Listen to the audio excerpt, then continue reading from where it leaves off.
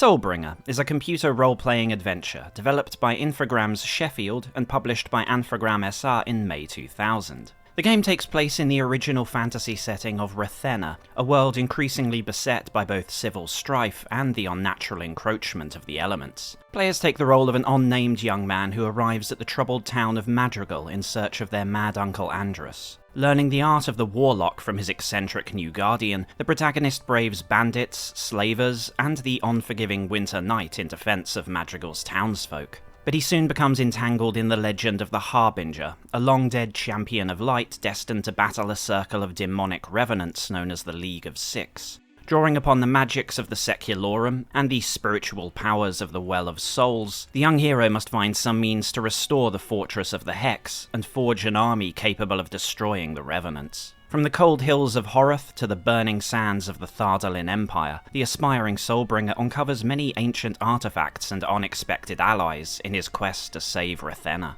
Yet the League have their servants too, be they weak-minded killers, creatures of darkness, or the enslaved spirits of the dead. Across both the physical plane and the border realms of the Otherworld, the agents of the Six seek a means to breach the Hex and ensure that no mortal can ever again resist their tyranny. Soulbringer endured a lengthy development cycle, originally entering production in the mid-90s at British publisher Gremlin Interactive, and marketed as an epic and innovative title inspired by Origin Systems' Ultima series. But the game did not see release until almost 5 years later, following Gremlin's acquisition by French publisher Anfogram, and by spring 2000, Soulbringer faced stiff competition from much newer CRPGs that had gestated during the long development of Gremlin's game. The title was nevertheless still promoted for its gameplay innovations, in particular its customizable real-time combo system, extensive element-based magic mechanics, classless character builds, and the protagonist's ability to interrogate dead NPCs. Anfogram also highlighted that Soulbringer arrived with a raft of cutting-edge technological features not widespread in CRPGs of the day, such as fully voiced dialogue, height-mapped 3D environments, polygon-based collision and pathfinding detection, realistic motion-captured animations, and support for up to 50 characters on screen at any one time. Combined with its large game world and involving fantasy narrative, Anfogram hoped that Soulbringer would be able to stand out from its many role-playing rivals.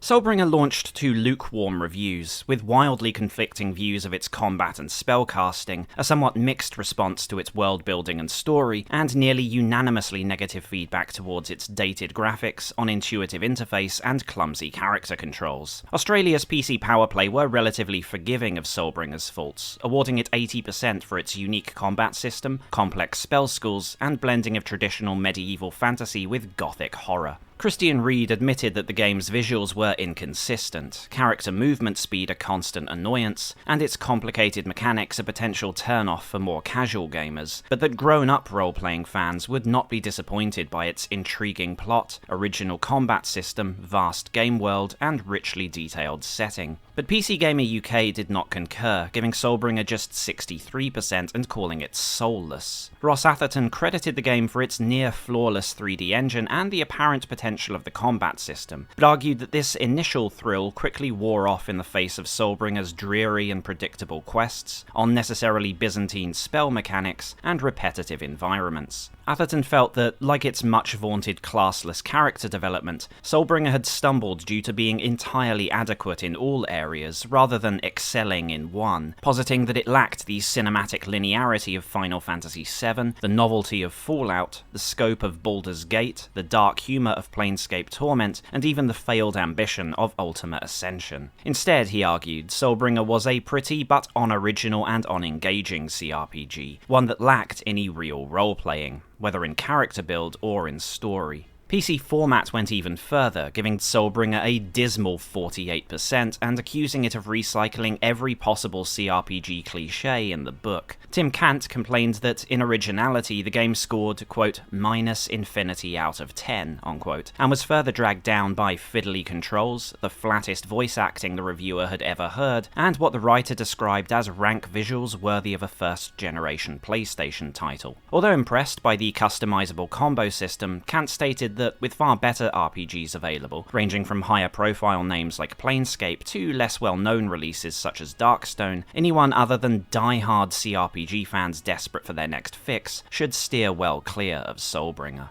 Internationally, the game was, on the whole, not treated quite as harshly as it had been in English publications, with most reviewers being mildly positive. Russia's Game World awarded Soulbringer 8 out of 10, finding it to be both immersive and fun. The review singled out the unusual magic system, music and sound design, interesting plot and gothic tone for special praise, though warned of muddy ground textures, the inability to customize the protagonist's appearance, sometimes tedious inventory management, point-and-click controls that could frustrate during combat, and the game's seemingly open design concealing what was in reality a fairly linear adventure. But even with Soulbringer's unambitious narrative and illusory sense of freedom, Game World remarked that so long as players tempered their expectations, they were guaranteed many hours of both classic CRPG questing and finely tuned challenge. Poland's Reset also gave Soulbringer 8 out of 10, praising the spellcasting and elemental affinity mechanics, the challenging difficulty, and in particular the scale and diversity of the world, which the reviewer argued made Diablo 2 seem thoroughly outdated. However, they also criticised the game's graphics and customization options, and lack of multiplayer functionality, saying the title did not quite have the magic necessary to achieve the magazine's highest score.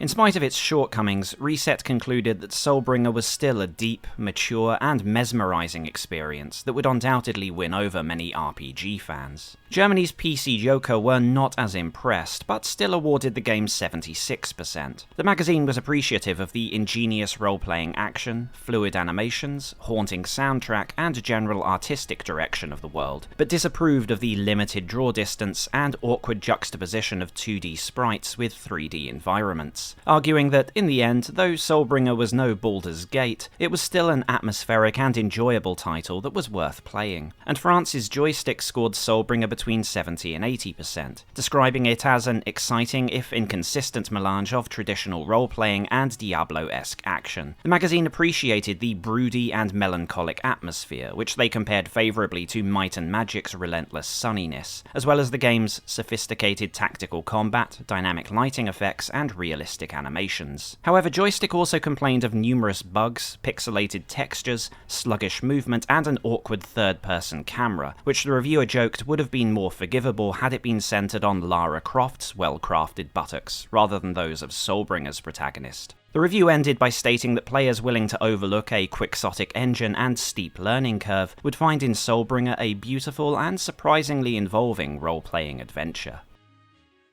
Despite failing to impress critics and swiftly buried by the arrival of more notable CRPGs upon its original launch, Soulbringer would be re-released on Good Old Games in 2012, and later put up on various other digital distribution stores, most recently appearing on the Zoom platform in May 2020. As of 2024, the game is still widely available for purchase, though remains a relatively low-profile title that rarely attracts the attention of CRPG enthusiasts. Of course, that makes it a great candidate for today's retrospective, in which we'll delve into the history of its development, then explore its gameplay, audio-visual attractions, how to play it today, and finally its story and world building. As always, feel free to watch the video all the way through, or just use the timestamps below to find the part you're interested in. So let's kick off the video by heading all the way back to 1996, and uncover the story of Gremlin Interactive's perilous excursion into the ever-fraught realm of the computer role-playing game.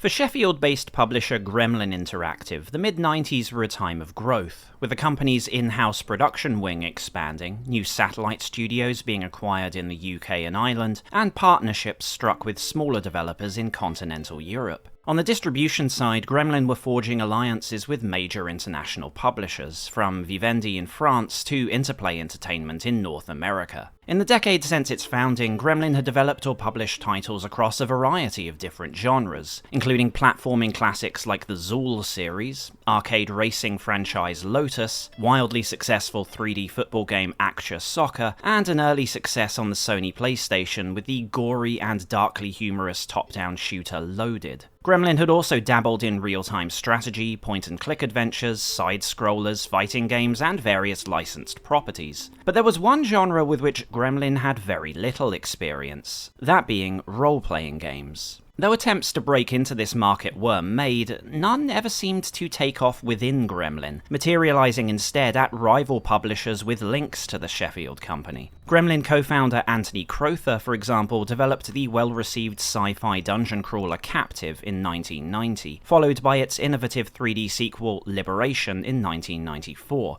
But he had done so for American publisher Mindscape, as Crowther had quit Gremlin shortly after its founding. Similarly, Core Design, founded by a number of other ex-Gremlin staff, had produced the RPG Heimdall in 1991, as well as more action-oriented fantasy adventures like Heimdall 2, Darkmere, and Dragonstone, titles that, had circumstances been different, easily been Gremlin-produced titles. But RPGs never seemed to survive incubation at Gremlin itself, nor its partners. One of their most notable forays into computer role-playing was Imagitech's Demon's Gate, a fantasy adventure openly marketed as an Ultima beta. This colossal Gremlin-backed endeavour was inspired by Michael Moorcock's Stormbringer, and featured a gigantic world of around 4,000 inhabitants, over 100 interactable NPCs, a reputational system, weather and terrain modelling, and plans for the player's choices in the first game to carry over into subsequent entries in the series. But neither international media coverage nor trade show buzz could prevent Yorkshire-based Imagitech from becoming mired in production troubles, with Demon's Gate repeatedly missing development milestones and being labelled vaporware by some magazines. The game was eventually dropped by Gremlin and later ceded to publisher GameTech, finally arriving in 1993 to mixed reviews. Thus, by the mid-90s, Gremlin had only really flirted with the role-playing genre in the form of the HeroQuest license, starting with the 1991 tabletop board game adaptation of the same name, a heavily streamlined and casual sort of RPG that some magazines pegged as an adventure or strategy title. Gremlin had considered pushing their luck with its sequel, HeroQuest II: Legacy of Sorasil, which was originally envisioned as hewing closer to a true CRPG than the first game. Much of the impetus for this change was attributed to Sorasil's design lead, Paul Green, who had been an avid tabletop role-playing fan since his teens, and had spent the first few years of his career working for British tabletop giant Games Workshop. Green had planned to transform HeroQuest's relatively simplistic and child-friendly mechanics into an experience closer to a traditional tabletop adventure, something akin to a classic Dungeons & Dragons module. But the difficulty of implementing these plans, and the limitations of the HeroQuest license, curtailed Green's ambitions, and HeroQuest II was released in 1994 in a form not too different to the original game, a streamlined and accessible quasi-RPG. The HeroQuest franchise, both on the home computer and the tabletop, ended with Legacy of Sorasil, and so too, it seemed to outsiders, did Gremlin's interest in the CRPG market. But according to former Gremlin PR head Stephen McKevitt, the Demon's Gate debacle had not dampened enthusiasm for role-playing games among the company's internal staff. McKevitt states that when he first arrived at the Sheffield studio in 1993, a number of employees were, like Paul Green, very much fans of CRPGs. The Ultima series was especially favoured, and according to statements by both McKevitt and Gremlin programmer Stephen Lovesey, it was 1994's Ultima 8 that would set Gremlin on the path to creating their own computer role-playing game. By both accounts, Gremlin saw what Origin had achieved with Ultima 8, but believed that they could do better, and that they could do it in 3D. Even so, England's Ultima would have to wait, because in 1994, those staff most passionate about role-playing games were still wrapped up in other work. Paul Green, for example, had only just finished up work on Legacy of Sorasil, and like a number of Gremlin's resident RPG enthusiasts, was immediately drafted onto a new and much more ambitious project. Gremlin's prodigal son, Tony Crowther, had returned to the company, having learned a few new tricks working on Captive 2. Crowther had created a new 3D engine, called simply True 3D, which was soon utilised for at least two projects at Gremlin, the wacky dystopian point-and-click game Normality, and first-person action-adventure Realms of the Haunting. Green would serve as lead writer and co-designer on Realms, which was a significant undertaking for both the Roth team and the publisher as a whole. The game swelled beyond its original remit as a demonic 3D shooter, with Crowther and Green soon at the head of a dark fantasy epic that utilised cutting-edge technology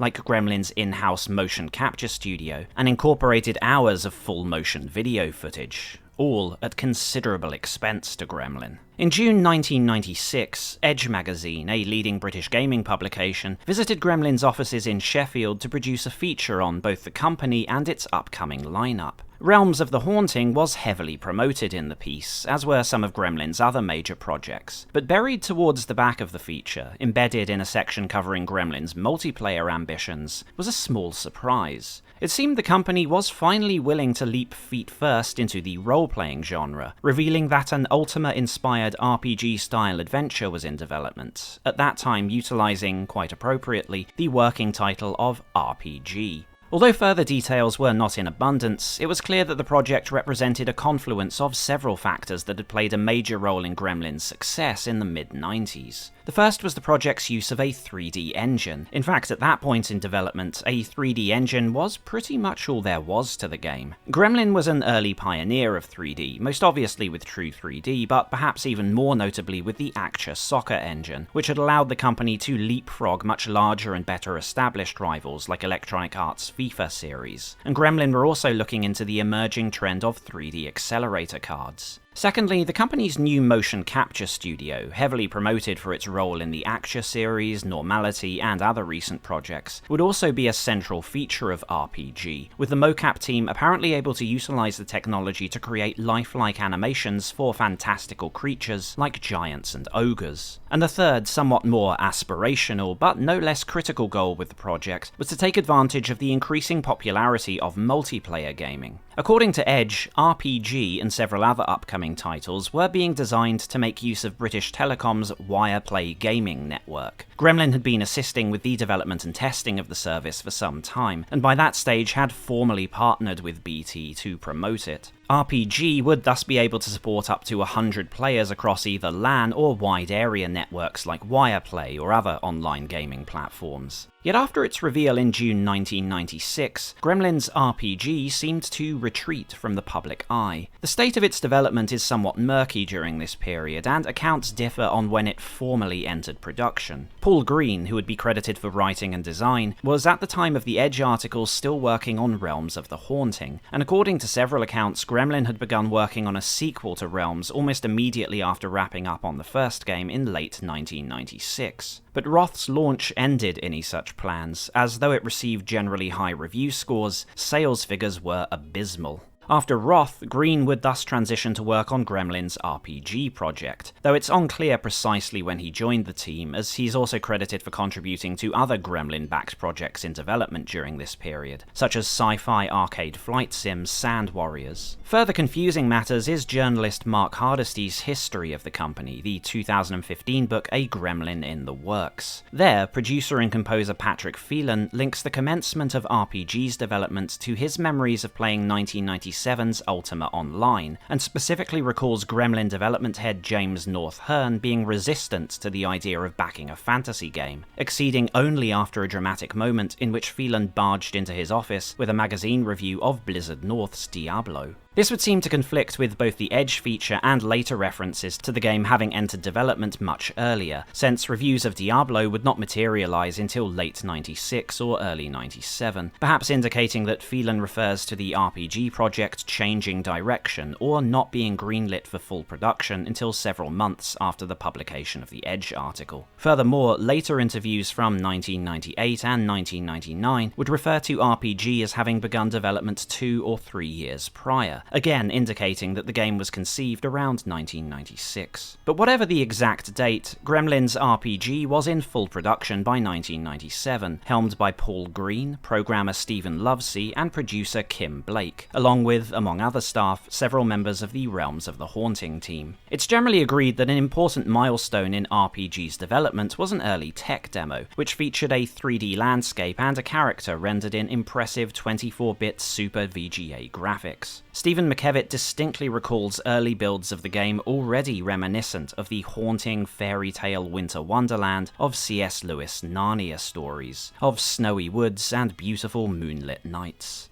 Both McKevitt and those quoted in Mark Hardisty's book agree that initial progress on the project was extremely promising, and that there was significant momentum and high spirits among the team that would quickly spread among the rest of the Sheffield offices. The technology behind the game was generally considered to be one of its most impressive achievements, though with regards to the most important piece of tech, the engine powering RPG, several different accounts have been proffered. In later previews, it was stated that RPG ran on an upgraded version of the Acture Soccer engine, although according to another article, the game was apparently using technology from Tony Crowther's True 3D, and in Mark Hardisty's book, some sources state the engine was created from scratch by Steve Lovesey, and then utilised in the development of 1996's Reloaded. The original Edge feature did not specify, stating only that RPG had a great 3D engine that made use of a so-called intelligent camera system. Some of these discrepancies have been attributed to the game's long development, as various team members came and went at different stages of production, though Gremlin's internal development culture may also have contributed to the confusion. The publisher's so-called core technology team seemed to have been involved in the making of RPG, though according to Hardisty's book, there was limited communication or collaboration between this group and the actual development teams. Matthew Parkins, who is credited for research and development on RPG, appears to confirm this, stating in 2024 that he has no idea what elements of his work were incorporated into the game. Whatever was occurring behind the scenes, the project would not re-emerge in public until early 1998, 2 years after its unveiling in Edge magazine. At this point, still carrying its original working title of RPG, both in-game screens and details on gameplay, graphics, and story were available. In keeping with their original intent, Gremlin marketed the game as an epic role-playing adventure inspired by the Ultima series, often citing Ultima 7 as its muse, with some sources crediting either Ultima 6 or Ultima 8 instead, but also indicating that by this stage Diablo had been a further influence. Gameplay would involve questing, monster killing, puzzle solving, and the usual CRPG tropes, but in a world that, according to Gremlin, reacted far more intelligently to the player than anything that had come before, with the company highlighting sophisticated NPC AI and a high degree of reactivity to the player's actions. Just as had been promised in the 1996 preview, that world would be rendered as a fully rotatable, true 3D environment that could support large numbers of character and creature models on screen at any one time, a concept that PC Zone likened to a fantasy version of 1996's Syndicate Wars. In fact, the engine was far enough along that Gremlin were already able to demo footage of some of its expansive environments in a closed-door press event, though according to journalists present, as beautifully detailed as these landscapes were, they were at the time also conspicuously empty of NPC interactivity. And outwardly, aside from a handful of rather similar-looking in-game models, the only sign of the game's expansive cast were pre-rendered promotional shots. Still, Gremlin made no pretense of modesty in their ambitions for the game, initially targeting a summer 1998 release date, and when that slipped to later in the year, stating that they had no qualms about RPG going head-to-head with both Diablo 2 and Ultima 9 when it launched. If there was one element of the game they were willing to concede was not quite so daring, it was the story, admitting that the world of RPG was still very much a classic fantasy setting, albeit somewhat darker than that of traditional high fantasy, with orcs and elves swapped out for demonic possession, spiteful fey spirits, and the occult. In this area, Gremlin's secret weapon, so to speak, was Paul Green, whose previous work on Realms of the Haunting was highlighted as evidence that the game's writing was in good hands. Even with Green at the helm, there were few surprises among the works cited as inspirations for RPG's narrative and background lore, with Gremlin usually mentioning fantasy authors J.R.R. Tolkien, Robert Jordan, and Tad Williams. In much later interviews, Frank Herbert was also listed as having guided the team's vision for the world, as well as the historical fantasy role-playing game Ars Magica, which was stated to be by far the most significant tabletop influence on the project. Ars Magica played its part not only in the game's world-building and dark fantasy tone, but also as the model for RPG's magic system. Utilizing the 5 elements of fire, air, earth, water, and what at that stage of development was referred to as sensu, this elemental affinity mechanic was already being promoted as one of the title's central features, and would remain a key marketing point thereafter. But among the many features being promised for RPG, there was a notable omission. Its multiplayer elements, so heavily promoted in the Edge piece 2 years earlier, were not mentioned, and although one early preview did claim that Gremlin intended to add online modes to the game at a later date, this supposed promise would not be brought up again. Online capable or not, RPG was now being definitively positioned as a single-player focused title, with Gremlin claiming the game would provide such an epic and immersive role-playing experience that players would never want to leave. It would not be long before that experience finally had a formal title attached, as by late spring 1998, Gremlin were ready to announce Soulbringer to the world.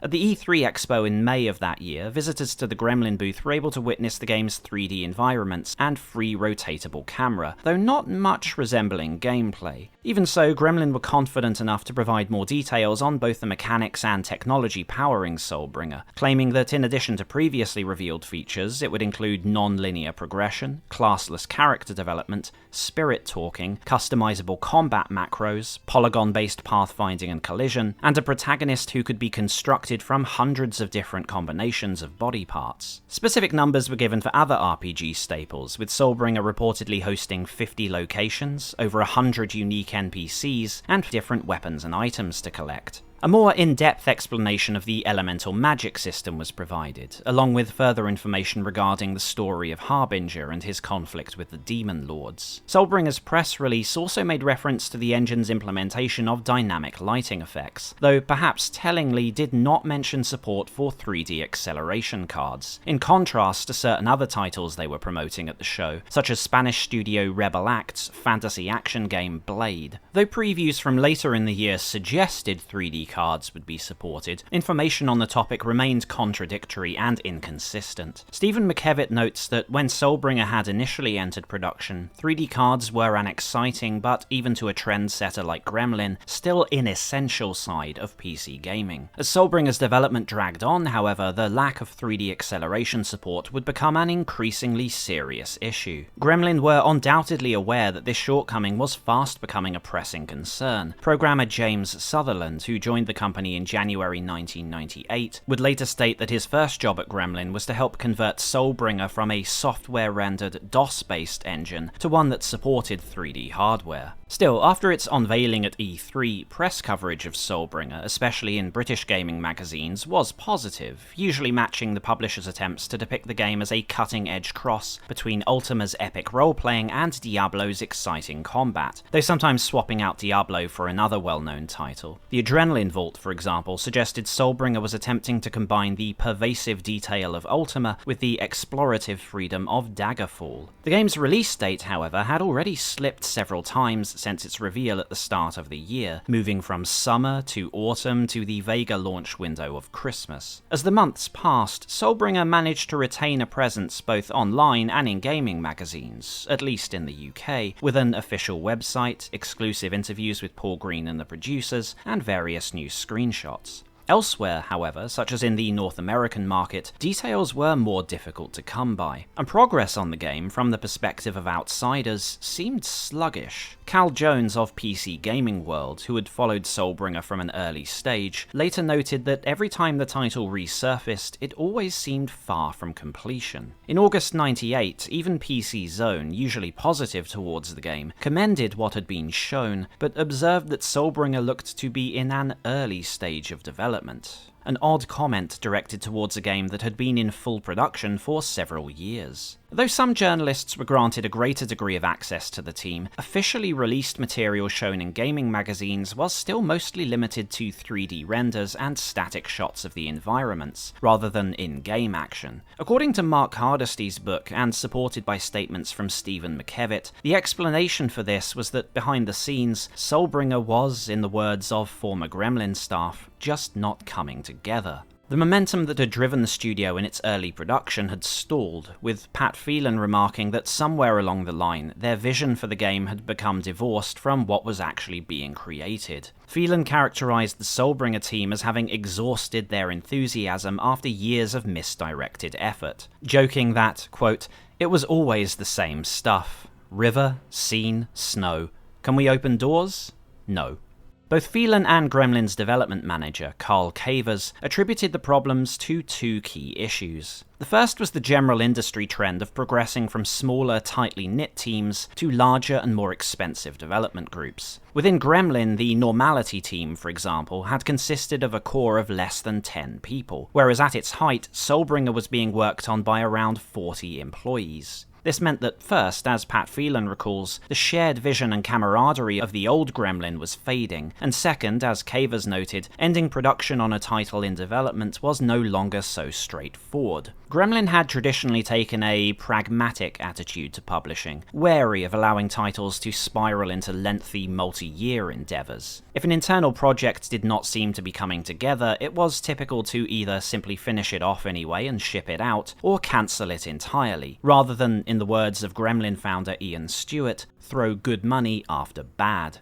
Of course, back in the mid-90s, the company's conservative philosophy had not always sat well with more creatively minded studios under Gremlin, such as Scotland-based DMA Design, who Gremlin viewed as prioritising artistic concerns over trivialities like budgets and deadlines. But from the perspective of Gremlin's management, the business had to come first. Passion projects like Realms of the Haunting had been critical hits, but their sales figures did not justify the time and money that had gone into them. By 1998, however, Soulbringer was a particularly extreme example of already struggling projects at the company increasingly becoming mired in protracted and expensive development cycles. That same year, Gremlin released Body Harvest, a game that was supposed to have launched 2 years earlier as a Nintendo 64 launch title, whilst Tribal Lore, which had been demoed alongside Soulbringer, would never emerge from Gremlin's offices, and Rebel Act's Blade was also consistently missing development milestones, a result of, in Carl Caver's estimation, the Spanish studio exhibiting a decidedly Mediterranean work ethic.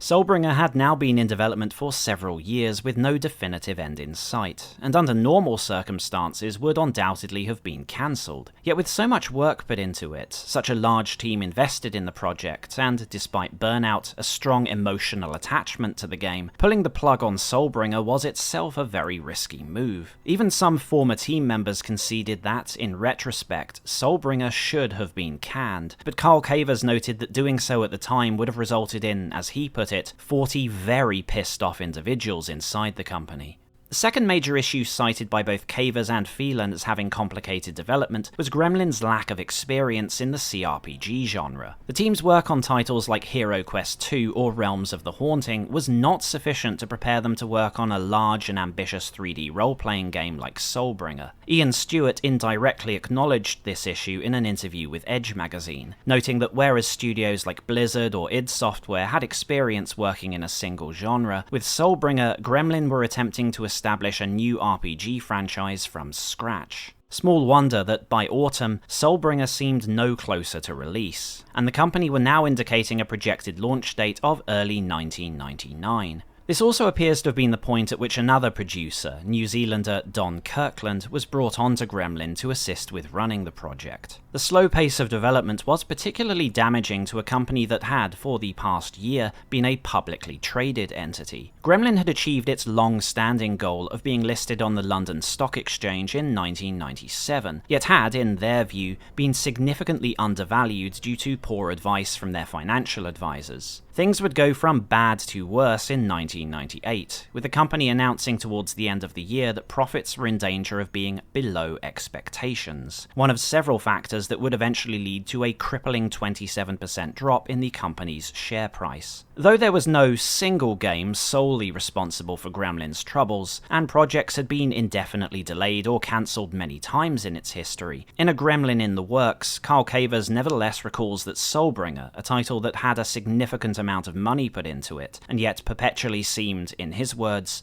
always nearly finished, was frequently mentioned as one of the issues that contributed to undermining Gremlin's relationship with its shareholders. And from a marketing perspective, a lack of updates made it difficult to maintain the game's profile in the role-playing space. At the European Computer Trade Show in September, Soulbringer had reached a point at which visitors could experience a slice of the game for themselves, though in magazines and online sites it was promoted with much the same material that had previously debuted in February or May of that year, and was by then competing for attention with numerous other attractions. Many new titles in both the fantasy adventure and role-playing genres had been in attendance, and when the gaming press began writing their reports on the show in late autumn, only a minority spent much time discussing Soulbringer. Aside from Blade, a variety of 3D fantasy action games were pushing the envelope in graphics, many of them utilizing fully polygonal models and 3D acceleration. With competition increasing, less attention was given to Gremlin's fantasy role-playing game, and with the team struggling to demonstrate significant progress, there was a limit to how much they could show the public in the first place. The RPG Vault's John Rick, for example, stated in October of that year that he still had limited information on Soulbringer, and whilst updates and interviews from Gremlin soon followed, as late as Christmas, PC Gamer USA noted that, in their opinion, the game had not received the attention it deserved, and expressed the hope it would at least turn out to be a sleeper hit.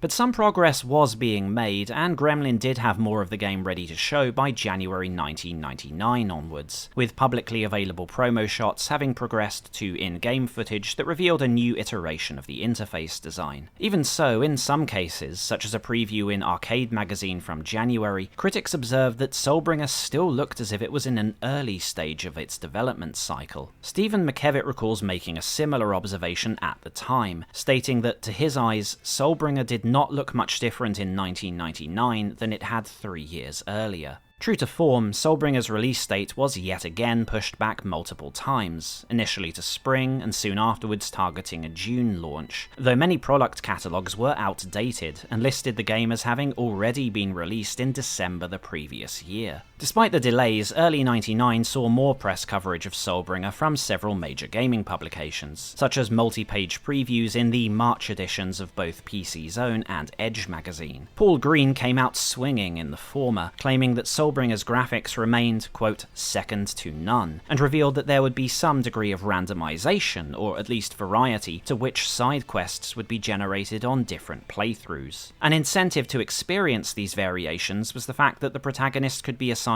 different backgrounds at the start of the game, a feature mentioned but not elaborated on in earlier previews. Green stated that there were 12 different backgrounds the player could assign to their avatar, and that certain quests had been tailored to match each one. Based on this and several other previews from around that period, Gremlin appear to have adjusted their marketing strategy slightly, with numerous articles now pointing out, in almost identical language, that Soulbringer's engine allowed for a seamless transition between exploration, questing, combat, and cutscenes, without, as they pointedly observed, the jarring switch to combat arenas or CGI footage characteristic of the Final Fantasy series. Otherwise, talking points for the press were broadly the same as those of the previous year, though there were some other additions on top of the quest and character creation system. One preview from GameSpot UK elaborated on the role of the Hex, which would apparently include the ghosts of witches, alchemists, and librarians, as well as allow the player the opportunity to summon familiars. It also confirmed some earlier reports that, though Soulbringer could run in software mode, it would technically support 3D cards, at least insofar as improving the frame rate, if nothing else. Finally, the article indicated that Gremlin planned to continue supporting the title with post-release content, like extra areas, NPCs, and items as downloadable add-ons.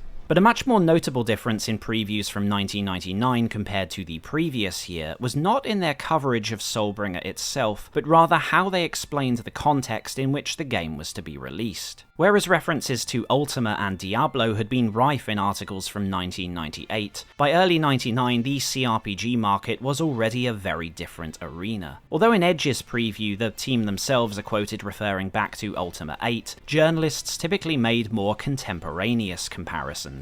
GameSpot opened their preview by referencing the surprise smash hit that was BioWare's Baldur's Gate, which had officially hit shelves just shy of Christmas '98, but had not been available to many consumers until January. Similarly, PC Zone would position Soulbringer in the context of the increasingly blurred line between modern fantasy action-adventure and fantasy role-playing games, comparing it to Surreal Software's Draken Order of the Flame and Appeal's Outcast. As Cindy Jens pointed out in a March feature, 1999 was set to be a record year for computer role-playing games, with at least 23 notable titles scheduled for release before the Christmas holidays. Even if, as Jens suggested, more action-oriented games like Darkstone were discounted, Soulbringer would still be left facing down innumerable rivals that covered a wide range of different approaches to role-playing, and that was assuming, as PC Zone later remarked, the whole lot of them were not nonchalantly swept aside by the release of Diablo 2.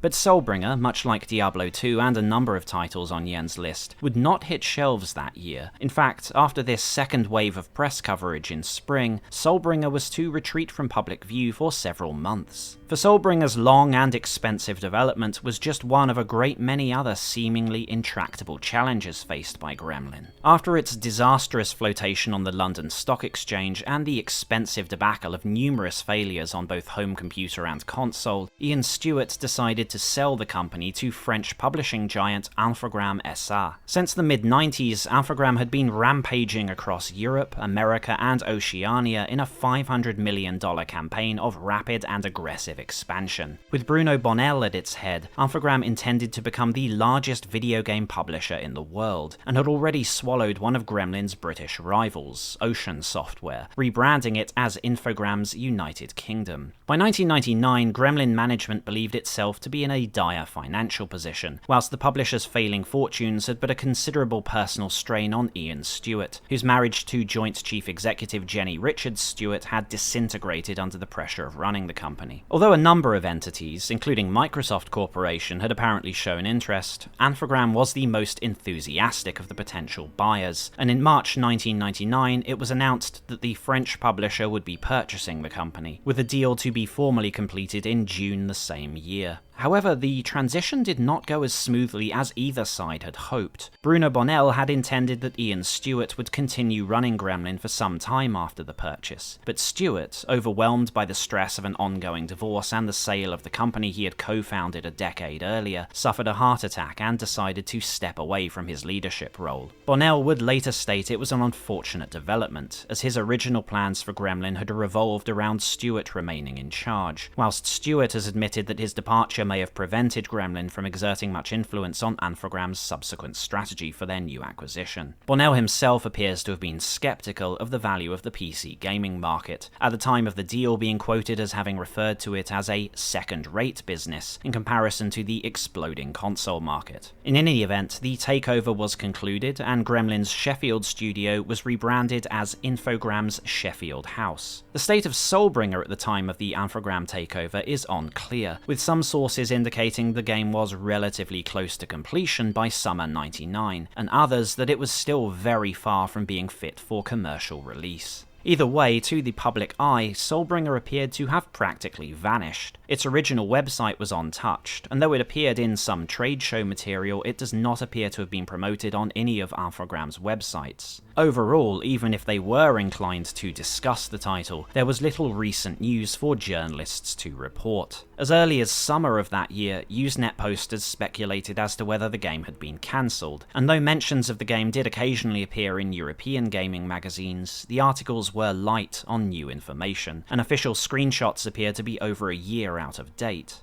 Soulbringer was not dead, however, and in late autumn the game's re-emergence was debuted with a slick new website, along with some fresh previews. Late 99 thus appears to have marked the tentative resumption of Soulbringer's marketing campaign, with the website periodically updated with new screenshots, as well as information on the game's narrative, locations, features, and background lore. Even so, various sources indicate that beyond this, Anthrogram would remain somewhat tight-lipped about the game until around January 2000, with the RPG Vault later grumbling that little to no information had been provided by the publisher up until the new year. Likewise, Steve McKevitt, who had departed Gremlin after the acquisition, recalls an exasperated British gaming journalist contacting him with similar complaints about Anthogram's promotional strategy. Still, early 2000 saw the acceleration of Soulbringer's publicity campaign, with more frequent updates to the website accompanied by numerous feature stories and interviews with the team, and regional publishers becoming more active in their promotional efforts.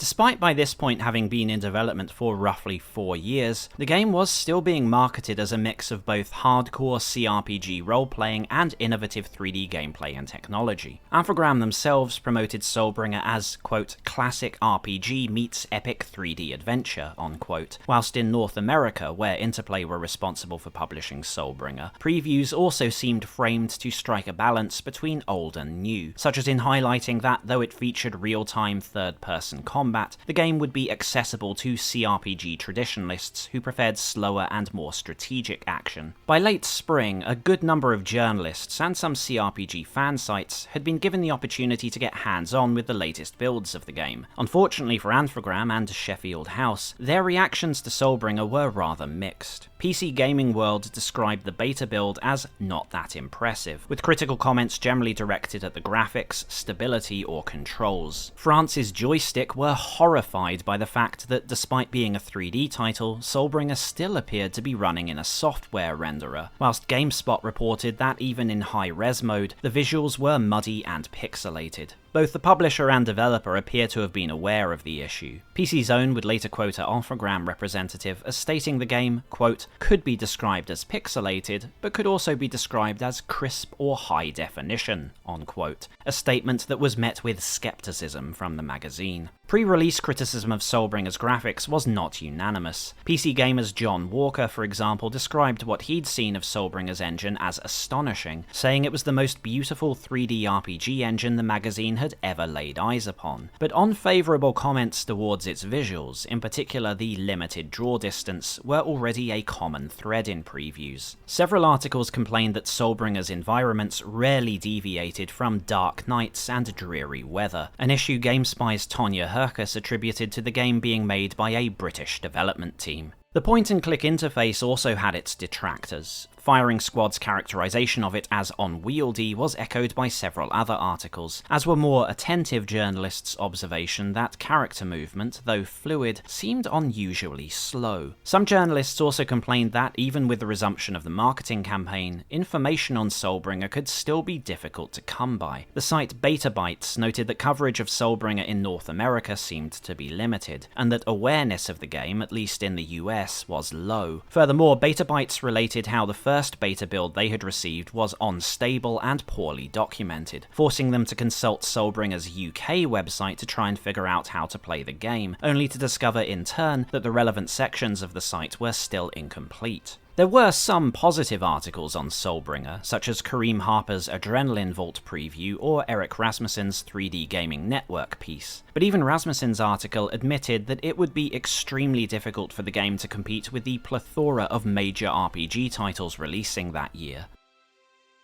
Rasmussen's fear was well-founded, as when Soulbringer launched in Europe at the close of spring 2000, with a North American launch the month after, it did so in one of the most competitive launch windows in CRPG history. The first to reach the market in early June was Nihilistic's Vampire the Masquerade Redemption, a full 3D narrative-driven gothic horror role-playing game that allowed players to create and run their own solo and multiplayer campaigns. Not long afterwards, Ion Storm's Deus Ex, another full 3D title, hit shelves, providing a setting and experience very different to what role-playing fans had seen before. And as June drew to a close, two more titles arrived adjacent to Soulbringer's North American launch. The first was Black Isle's Icewind Dale, a more traditional high fantasy AD&D dungeon crawler with party-based gameplay and online support. The second, nearly 2 years overdue, was Diablo 2, a title that needed no introduction, and had been so hotly anticipated that the press branded any developer attempting to compete with its launch as suicidal. Considering Soulbringer's comparatively low profile, limited marketing, and disappointing pre-release buzz, reviewing Sheffield House's game was a very low priority for most journalists, even those specialising in CRPGs. As GameSpot pointed out a few months later, this was especially true in North America, where retail copies were not available until well after the release of its better-known rivals. Although online reviews began arriving shortly after its European launch, and several British gaming magazines had reviews ready to go by the time of their July or August editions, some major publications were still running previews well into late summer. PC Gamer USA, Computer Games Magazine, and Computer Gaming World would not deliver their reviews until their November issues, around the same time another high-profile competitor, BioWare's long-awaited Baldur's Gate 2, was also in stores. Had Soulbringer enjoyed a unanimously positive reception from reviewers, it may have been able to stay in the spotlight, but reaction was largely mixed. Most reviewers repeated complaints raised in previews, particularly regarding the graphics, interface, and controls, minus the benefit of the doubt afforded to pre-release builds. Jeff Green of Computer Gaming World neatly encapsulated the attitude of Soulbringer's detractors, arguing that though he'd have liked to say Soulbringer deserved a better fate than being muscled out of the way by its rivals,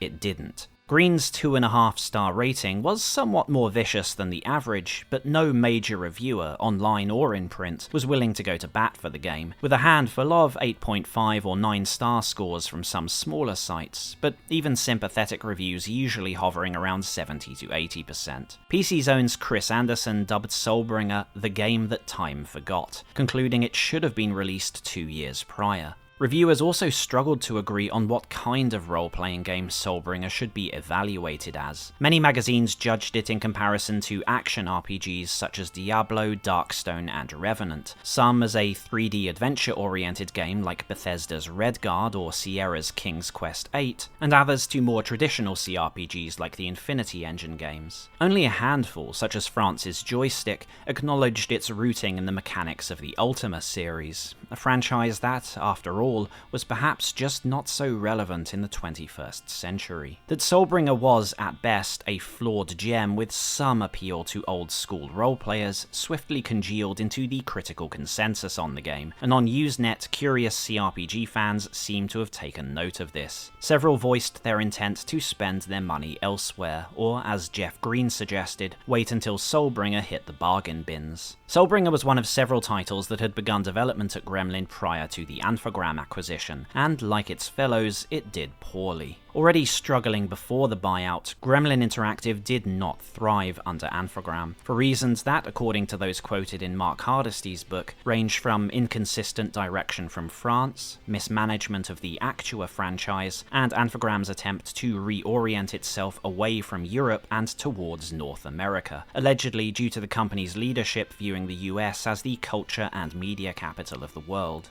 The year after Soulbringer's release, Sheffield House was hit by a wave of redundancies, followed by another the subsequent year, and the studio finally closed its doors in May 2003. Yet though Soulbringer seemed to have sunk beneath the waves almost immediately upon its launch in May 2000, the game remained a surprisingly common topic of discussion among CRPG fan sites for at least 2 years thereafter. For though the brutal launch window of summer 2000 may have doomed many smaller CRPGs, it also meant that by 2001 there was renewed interest in those same titles that had been overlooked the previous year. Many of these games were now heavily discounted or sitting in clearance bins, and on Usenet, a small cadre of Soulbringer evangelists took it upon themselves to raise awareness of what they felt was an underappreciated role-playing classic. Soulbringer's legacy was undoubtedly further aided by Interplay Entertainment re-releasing the game in a dual-case double pack alongside 1999's Planescape Torment, the latter title a critical darling that had nevertheless already become somewhat difficult to acquire in some regions. More than a few CRPG fans had purchased this release solely for the sake of Torment, but then installed Soulbringer either out of curiosity or a lack of anything better to play on their shelves. Being paired with Planescape's packaging was not always to Soulbringer's benefit, however, with one poster, Chris T, lamenting that he had been forbidden to buy the double pack by his wife, who objected to the cover art's depiction of a, quote, blue demon dude. Undaunted by opposition from Mrs. T, Soulbringer remained a semi-regular topic of discussion up until around 2004. Even for several years afterwards, various CRPG forums would periodically host threads dedicated to trying to recall the name of an obscure role-playing game, which endured only as nostalgic memories of a haunting jingle and a quiet, snow-capped little village slumbering through the night. Some of those who had worked on Soulbringer would reunite under the banner of Sheffield-based publisher Sumo Digital, which was founded by several former Infogrames Sheffield and Gremlin staff, and Ian Stewart would temporarily regain the rights to Soulbringer and other Gremlin properties in 2003. The retail version of the game was re-released in the late 2000s by You-Wish Games, though under uncertain circumstances, and would be brought to various digital distribution stores over the course of the 2010s. As of 2024, Soulbringer is not a difficult title to acquire, though its digital re-release has been marred by reports of technical problems on newer operating systems. Fortunately for the sake of our humble video, the GOG version of Soulbringer is stable enough to serve as the basis for today's retrospective, albeit with some issues we'll discuss later on. So let's leave history behind and get into the game proper, to explore its gameplay mechanics, the general structure and pacing of the campaign, and the overall experience it delivers. The world of Soulbringer awaits, and our first destination is the cold and curiously vacant community of Madrigal.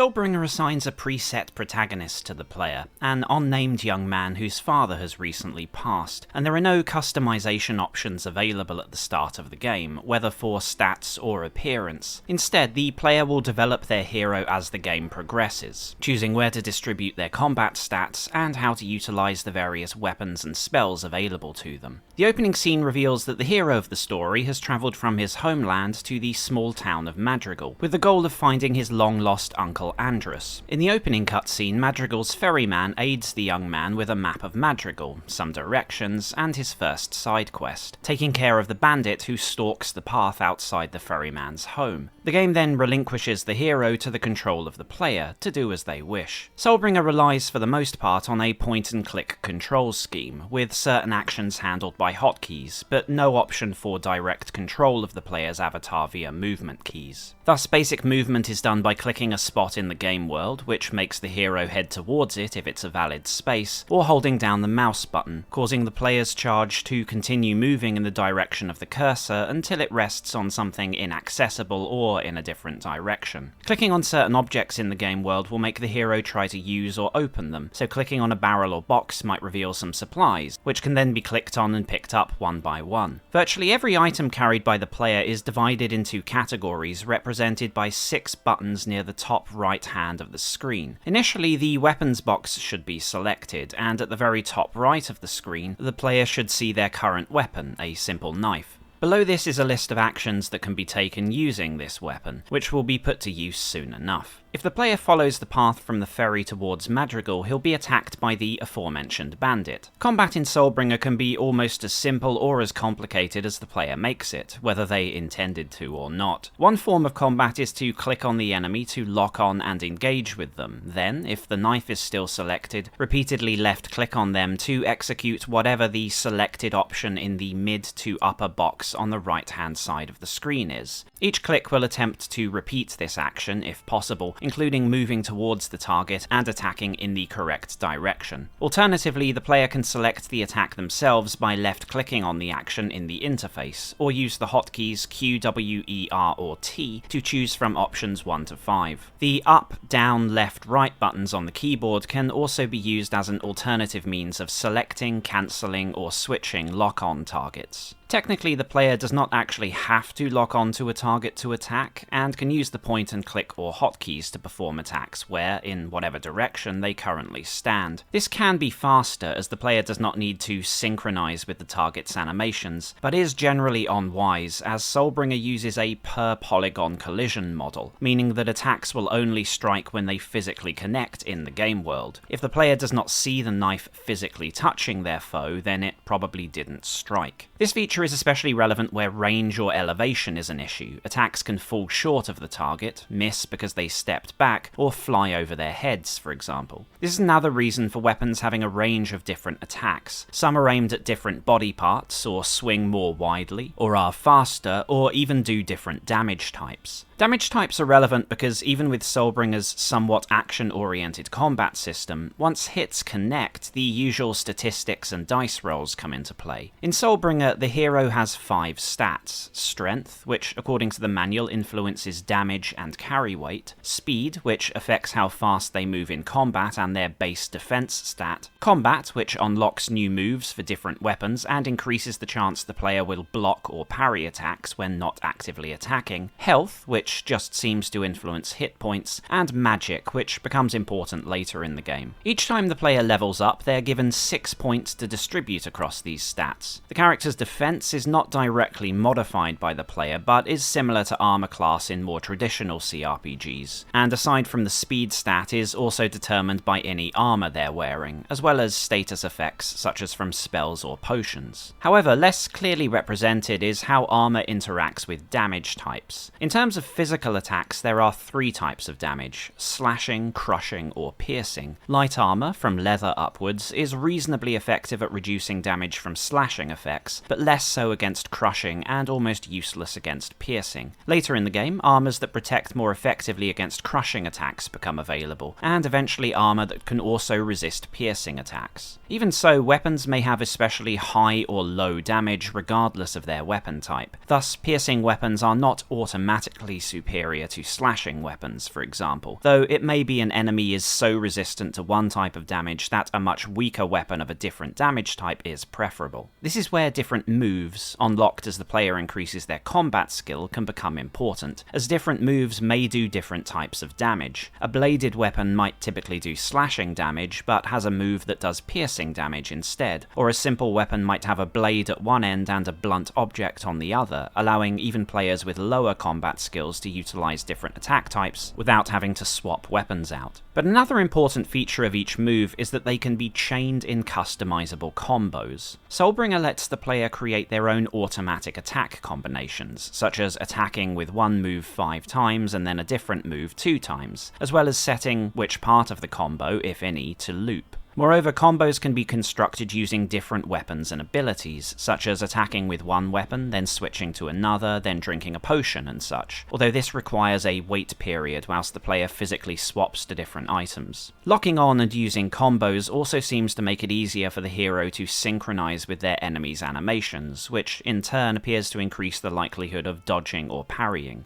Returning to our player's first encounter, once they've killed the bandit, they can loot them of their items and equipment, and may wish to consume some food to restore their hit points. They can then use the ferryman's key to unlock his shack, and hand in the subquest, earning themselves some experience points. At this point, there's not much to do at the ferry, besides foolishly following a giant spider into the madrigal sewers, so it's time to head on into the town itself. In the town centre, the player receives directions to both the Madrigal Inn and the way to the house of Uncle Andrus, both of which are necessary steps in following the main quest. They can also wander around Madrigal's streets, which are at this point in time mostly deserted aside from some guards and an area with wandering bandits. It can still be worth scavenging some items from around town and pick up a side quest from the guard captain to slay a bandit for his cloak. Whatever the player decides, finding their bearings can be tricky, as there are no maps of any sort in Soulbringer besides the scribblings given to them by the ferryman at the start of the game. They'll have to rely on a mix of their compass, which regularly sticks until given a few good taps by the player, directions from NPCs or signposts, and their own memory. Madrigal consists of the town centre, the Madrigal Market, the Madrigal South Square, and paths to the ferry, the North Forest where Andrus lives, and some areas that are blocked off for now. The bandits wandering inside the walls are relatively easy individually, but a red-jacketed variant wears light armour and wields a club, and may be very difficult to fight with the starting knife, so retreating from combat may be advisable at least a couple of times. Enemy AI generally pursues the player until they first lose lock-on and then lose sight of them entirely. Some will continue walking to where the player was last spotted, some just stand there, and some are programmed to return to patrol routes, but enemies cannot follow across area transitions under normal circumstances. The player can either head to the North Forest to look for Andrus, or go to the inn in Madrigal's Market, with the second option being most convenient. At the inn, the hero meets some of Madrigal's remaining residents, such as an apothecary and general store manager, both of whom will return to their usual duties a bit later. The player can buy food or drink at the inn, or just chat to the NPCs. Dialogue options in Soulbringer are generally quite limited, and typically involve clicking on each item in order, with one dialogue sometimes opening up a new option. It's extremely rare for NPCs to modify their initial lines for a dialogue option, though exceptions exist, such as repeatedly flirting with the barmaid, allowing the player to purchase slightly cheaper drinks, as well as the same damsel offering different information each time the rumours option is chosen. Once the player has talked to the residents, he can set off to see Uncle Andrus in the North Forest. Along the way, he'll find some more bandits, who, like the Madrigal group, are led by a tougher variant whose armour can resist the knife quite effectively. The player may encounter another mechanic at this point, which is durability. As weapons degrade, so does their effectiveness, to the point a passable weapon or or item of armor can become practically worthless when ruined. If the player continues using that item, it will be destroyed. Durability damage can be accelerated by attacking enemies resistant to the damage type being used, so the knife, for example, is especially likely to become ruined when used on the red-clothed bandits. Even so, the player may wish to deal with all the bandits in the locality of Madrigal before continuing to Andrus' home, as they will vanish along with the guard captain's quest very soon after meeting Andrus. The North Forest also features an open entrance to a nearby cavern, but in their current state the player probably shouldn't head in there. Upon meeting Andrus, the player will learn a little more about the story, including the fact that Andrus will help teach the hero how to use magic. Magic in Soulbringer is divided into numerous spellbooks, with each spellbook containing a handful of spells, but access to some of these spells tied to the player's magic stat. To use a spellbook, the player needs both the arcane tome and a special gem that unlocks the tome. Without both items, they cannot use that spellbook. Andrus gifts the hero with the Book of Dreams, which gives starting players some basic illumination, healing, damage reduction, and firebolt spells. Casting spells in Soulbringer uses mana, which is usually only replenished by consuming potions or special supplies, with some spells automatically cast on the player, some requiring a target, and some area of effect. Mana points are increased by the magic stat, which also unlocks the use of spells from more advanced spellbooks. A notable spell also available at this stage is the Death's Recollection spell, which can be cast on a corpse in an attempt to commune with their spirit, and is also relevant to a special item type the player will discover later on. Unfortunately, Uncle Andrus also demands his penniless orphaned nephew pay him rent in the form of 200 gold coins, which he expects the hero to start gathering in the morning. After the player rests in Andrus' home, Madrigal and the surrounding area are updated, with the bandits dead or gone from the town, and the townsfolk returned to their daily lives. This means that the local stores are open, several side quests are available, and the scholarly town elder, Elric, can also be consulted. This essentially constitutes the real start to Soulbringer, as the player can now use Madrigal as a hub area from which to make excursions to various other locations. The western moors are now accessible, constituting a very large and open area full of abandoned farms, wandering bandits, and paths to adjacent areas, such as the estate of the mysterious bookkeeper Jake, and an underground cavern system that connects the moors to the North Forest. Many of these adjacent locations are blocked for now, but the player can find keys for most of them, except the plot-related high road dotted around the other areas. There are several quests related to these areas, such as gathering herbs for the apothecary, hunting down the notorious demon papers for Elric, delivering a strange package to Jake's estate, acquiring eggshells for the seer Melissa, and many others. The challenge of these quests can vary significantly. The caverns, for example, are filled with basic skeletons and spiders, but one area is guarded by an extremely strong skeletal noble, so the player may find themselves progressing a little in one area, then running away and progressing a little more in an easier location, and so forth. A major challenge is found in one of the plot-critical areas, the Diamond Iron Mines, where many of Madrigal's townsfolk labour under the watch of bandits and mercenaries. In exploring and advancing in the western moors and elsewhere, the player learns the intermediate mechanics of Soulbringer's gameplay. Aside from sorting through many new weapons and armor types, they'll learn about elemental damage, which, like physical attacks, has different effects on the player or certain enemy types. The player's firebolt, for example, could potentially heal rather than harm. The player also gains access to the blacksmith, who can repair their equipment, though only if it's sitting in their inventory rather than being worn, and finds that buying, selling, and identifying items depends on finding the correct NPC, so the town elder might be able to identify certain items, whereas only the apothecary can distinguish between the various herbs the player picks up in their journey. A more unusual service is offered by Melissa, who sells seeing eye cards that give vague hints as to the player's future, but serve no practical purpose in-game. Other traders can sell items like more reliable compasses or food and drink, although at this stage the game is fairly generous with supplies thanks to the abundance of bandits. The player's inventory will undoubtedly become quite packed, carry limit or not,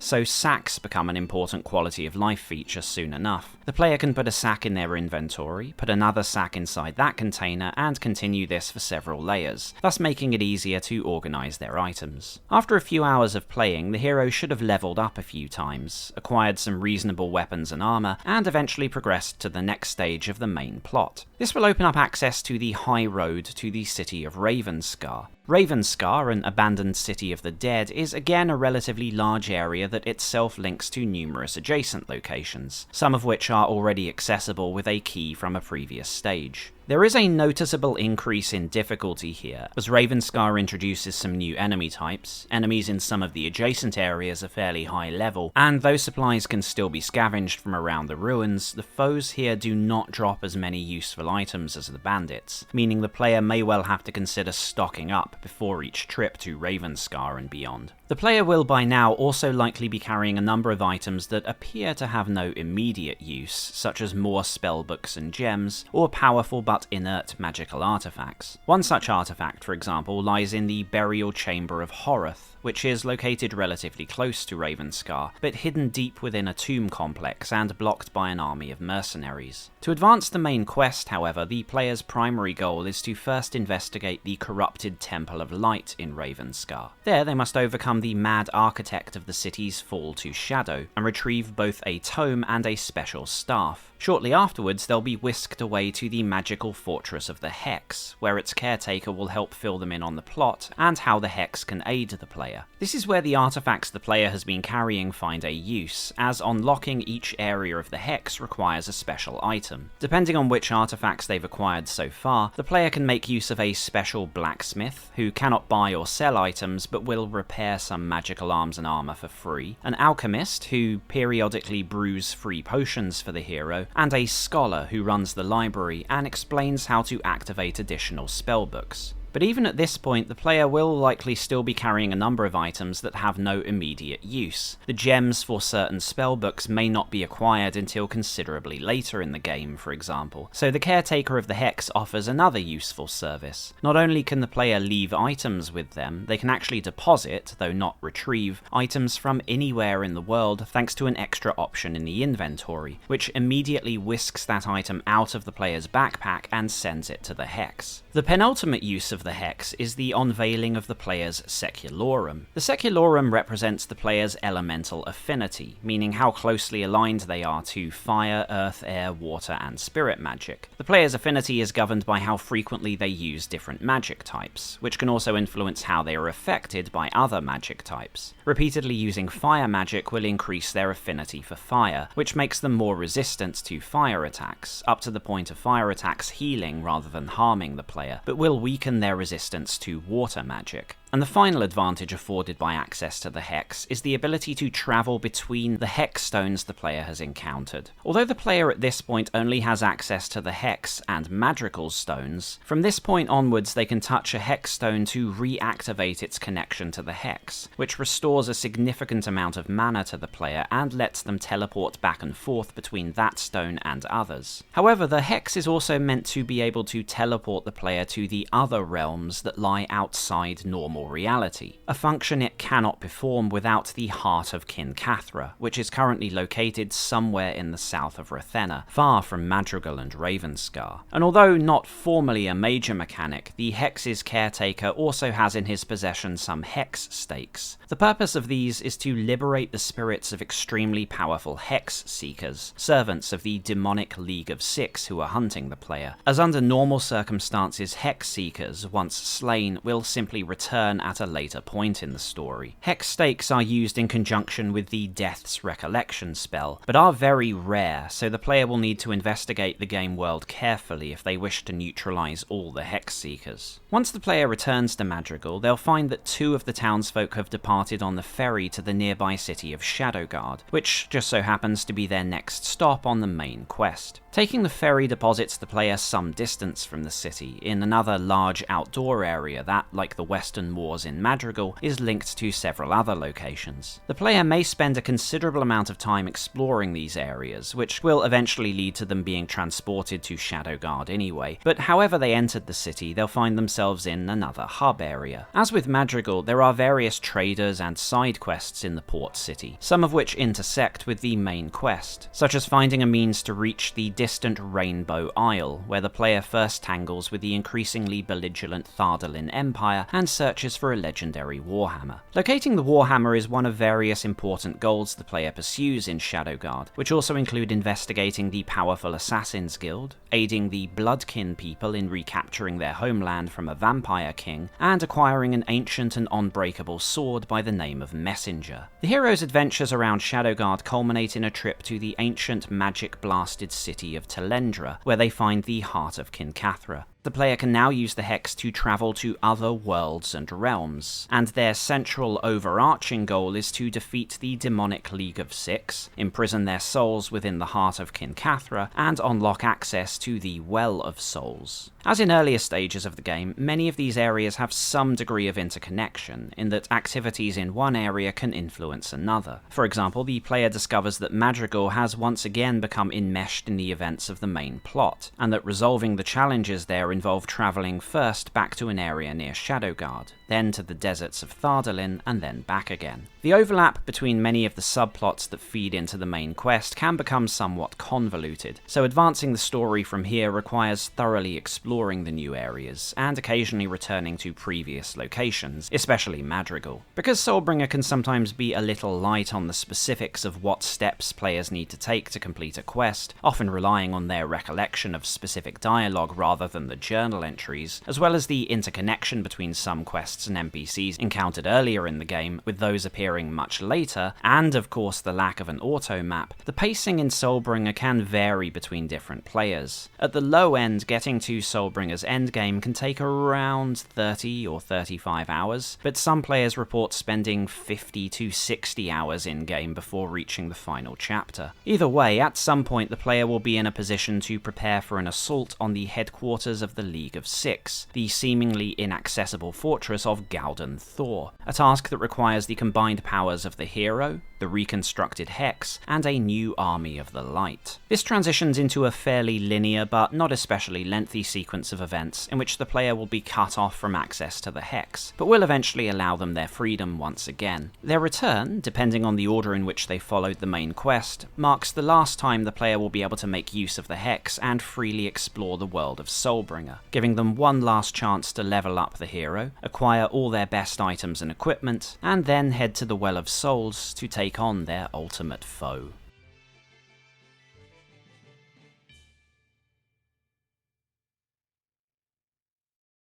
It's probably quite appropriate that Soulbringer, being so indebted to the Ultima series, encountered many of the same challenges as Origin systems as they attempted to navigate the mercurial seas of the late 90s CRPG market. In one infamous incident, exasperated Ultima 9 producer Ed Del Castillo allegedly chided an Ultima fan site by stating that Ultima was not about baking bread. Castillo was responding to complaints that Ascension seemed a simpler, more streamlined iteration of the Ultima series, lacking the remarkable level of interactivity present in titles like Ultima 7. I mention this because, though people from the Soulbringer team have attributed their troubles on the game as due to a lack of familiarity with making CRPGs, I could very easily see Soulbringer as being a sort of alternate reality Ultima 9, a game that was rooted in the earlier titles, but had, like Castillo, interpreted the spirit of Ultima in a vaguer sense of enhancing the fantasy experience, reducing their reliance on dice rolls and calculators and stacks of paper. Back in 2000, reviewers quite reasonably evaluated Soulbringer in the context of Baldur's Gate, of Fallout, of Icewind Dale or Diablo 2, but Soulbringer was a relic of an earlier era, a progression or degradation from the perspective of Ascension's detractors from the Ultima series, but still still retaining elements of its design philosophy. Note how PC Gamer's Ross Atherton was baffled by the decision to tie magic to finding a spellbook, finding the gem that matched that spellbook, and then finding a specific area many hours into the game that finally activated said spellbook. How David Hunt of Computer Games magazine was one of a great many reviewers who wondered where the hell the auto map button was. How Jeff Green of CGW called the interface needlessly confusing, and how in Next Generation, Eric Bratcher called Soulbringer everything from inexplicably vague to obscure, convoluted, and cumbersome, or, in short, just not very player-friendly. Which, it has to be pointed out, is precisely how plenty of younger CRPG fans described the Ultima series. And yet, despite it having been marketed as a classic CRPG, when researching Soulbringer I was struck by the number of Usenet threads made around launch that compared it not to Ultima, but to Diablo. It was viewed by many not as a pure or old-school CRPG, but as a more streamlined and immediate ARPG, and its failings put in that context. A common sentiment around launch, for example, was that Soulbringer was a far less intuitive game than Diablo, with supporters of Soulbringer sometimes citing this as a positive, using it as evidence that Gremlin's game was a more hardcore, complex, and thoughtful title, but critics framing it as proof that the game's design philosophy was outdated and overcomplicated, whether that meant in interface, controls, or quest design. One particularly animated discussion was ignited by the user Thrasher, who criticised his fellow posters for not warning him of what he considered Soulbringer's unmanageable combat and interface design. In the 65-post debate that followed, some users respectfully disagreed with Thrasher's assessment, positing that his difficulties with the control scheme were the product of his being a child, or perhaps, as some whispered venomously,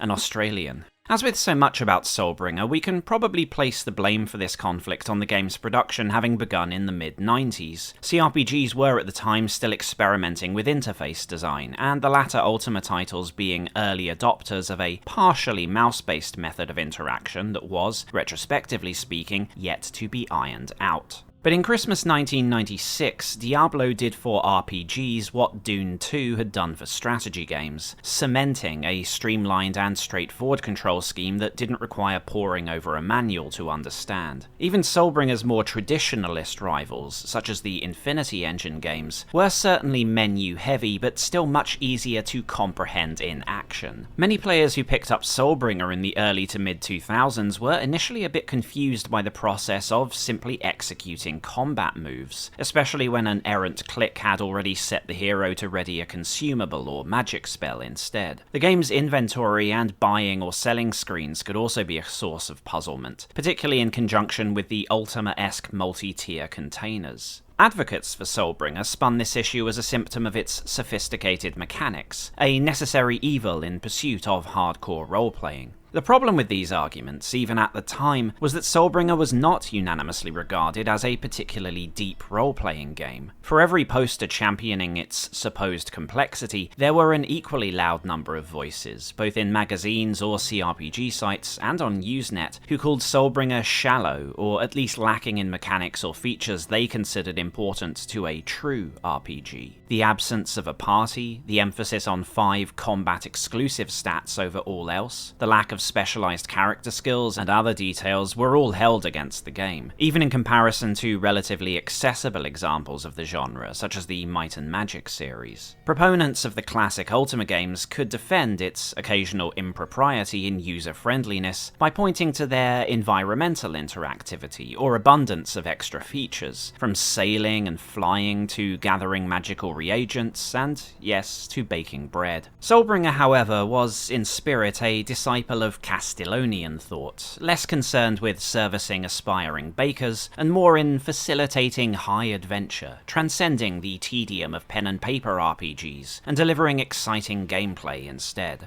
And moment to moment, Soulbringer really isn't all that different to Diablo or other streamlined action RPGs. Your character plods around the map, hitting monsters until they fall down, then rifles through their remains, cracks open some barrels, levels up, heads back to town, and sells off his loot. But unlike Diablo, Soulbringer is not fast-paced, nor intuitive, nor does it have the drip-feed incentive of progressively better rewards. A single enemy could easily take between 30 seconds to a minute minute of bashing before they keel over, and may well break your weapon in the process. And depending on various factors, for perhaps the first dozen hours of gameplay, the hero will be ferrying loot, by foot, all the way from distant environs back to Madrigal, where they'll then spend a lot of time running between several maps to find a specific trader. It's no surprise that many positive reviews of Soulbringer warned that the game has an extremely slow start, and only picks up after acquiring access to the Hex. Perhaps this was by design, but it meant a poor first impression for reviewers and less patient role-playing fans. So in that sense, Soulbringer often plays much like an excruciatingly slow Diablo. This was a complaint that was also hurled at one of Soulbringer's launch competitors, Vampire the Masquerade Redemption, which some critics sniffed was merely an over-designed hack and slash. Soulbringer was probably less vulnerable to these complaints than Nihilistic's game, as it hadn't been hyped up to anywhere near the same extent. There's little evidence anyone was particularly disappointed by Soulbringer's action RPG mechanics, since there's little evidence anyone was aware it existed in the lead up to its launch. People took it as it was, for good or ill, without the weight of expectations. But though Vampire might not have embarrassed Soulbringer as a role-playing game, at least mechanically, there were certainly other competitors that did. Because if one problem at launch was that Soulbringer was too outdated, the other problem, and source of complaints that Soulbringer was less hardcore than some of its competitors, was that post-Ultima, Diablo was not the only direction in which CRPGs were heading. Whilst many traditionalists bemoaned the casualization or action-driven gameplay of the ARPG genre, new kinds of RPGs had already hit the market. By May or June 2000, the depth or sophistication of a role-playing game could be judged by several different criteria, in some cases being based on existing tabletop rules, such as in the case of Icewind Dale, allowed some games to mitigate criticism that they were just about looting and killing, by utilizing AD&D rules for classes, combat and magic, plus retaining mechanics like stealth, lockpicking and traps. Icewind Dale could distance itself from the vulgar, casualized and streamlined ARPG. In other cases, hardcore role-playing was attributed to earlier releases like Fallout, Baldur's Gate or Planescape Torment for facilitating alternative approaches to quests, role-playing and reactivity, though we'll think about the last two a bit later in the video. And also hitting shelves before Soulbringer in North America, Ion Storm's Deus Ex merged various approaches into the imprecise label of what Warren Spector called immersive reality simulation. A year or so prior to that, magazines were already complaining that the increasing trend of first-person or third-person action and adventure games adopting skills or stats or leveling up was making it difficult to utilize the label of RPG effectively. Depth or sophistication in an RPG was sometimes measured by how many stats it modeled, other times by non-combat mechanics, or NPC interaction, or a non-linear narrative. Unfortunately for Soulbringer, it wasn't perceived as matching its rivals in any of those areas, at least individually. Soulbringer had stats, but all to do with combat, and at best oblique rather than deep. Soulbringer had magic, but not the multi-layered tactical spell-slinging of AD&D. Soulbringer had NPCs, but dialogue was limited, linear, and mostly info dumps rather than real interaction. The list goes on. For around 2 or 3 years prior to its release, Gremlin, and then Alphagram, had actually marketed Soulbringer on many of the same features that titles like Baldur's Gate or Deus Ex would be praised for. The number of NPCs and locations, a 3D world affected by physics and collisions, seamless gameplay that didn't have to transition between different modes for resting or dialogue and so on. Some of these features were present in games that launched around the same time as Soulbringer, some weren't, but in most cases where a feature had been promoted in a competitor, that feature was vastly more revolutionary or impressive in a rival title. Based on reviews, for example, Soulbringer's NPC and location count held up poorly against Baldur's Gate. Its interactivity was outclassed by Planescape or Fallout. Its 60+ spells were rather paltry in comparison to Icewind Dale, and its height-mapped environments and rudimentary collision system were not particularly innovative in comparison to full 3D games like Deus Ex, where a player could jump and swim around environments, stack crates to reach vantage points, or drop heavy objects onto people's heads. Its competitors might not have had as many of these features all together in one package, but according to most critics, they pushed the ones they did have far better than Soulbringer. Of course, to poor Gremlin, many of these features probably were quite innovative innovative and exciting when they were first envisioned. Again, remember, the game started development sometime around 1996, originating in the desire to outclass 1994's Ultima 8. It's a telling sign of the project's age that one of their key marketing points was that Soulbringer would include, and make sure you're sitting down for this one, a quest journal.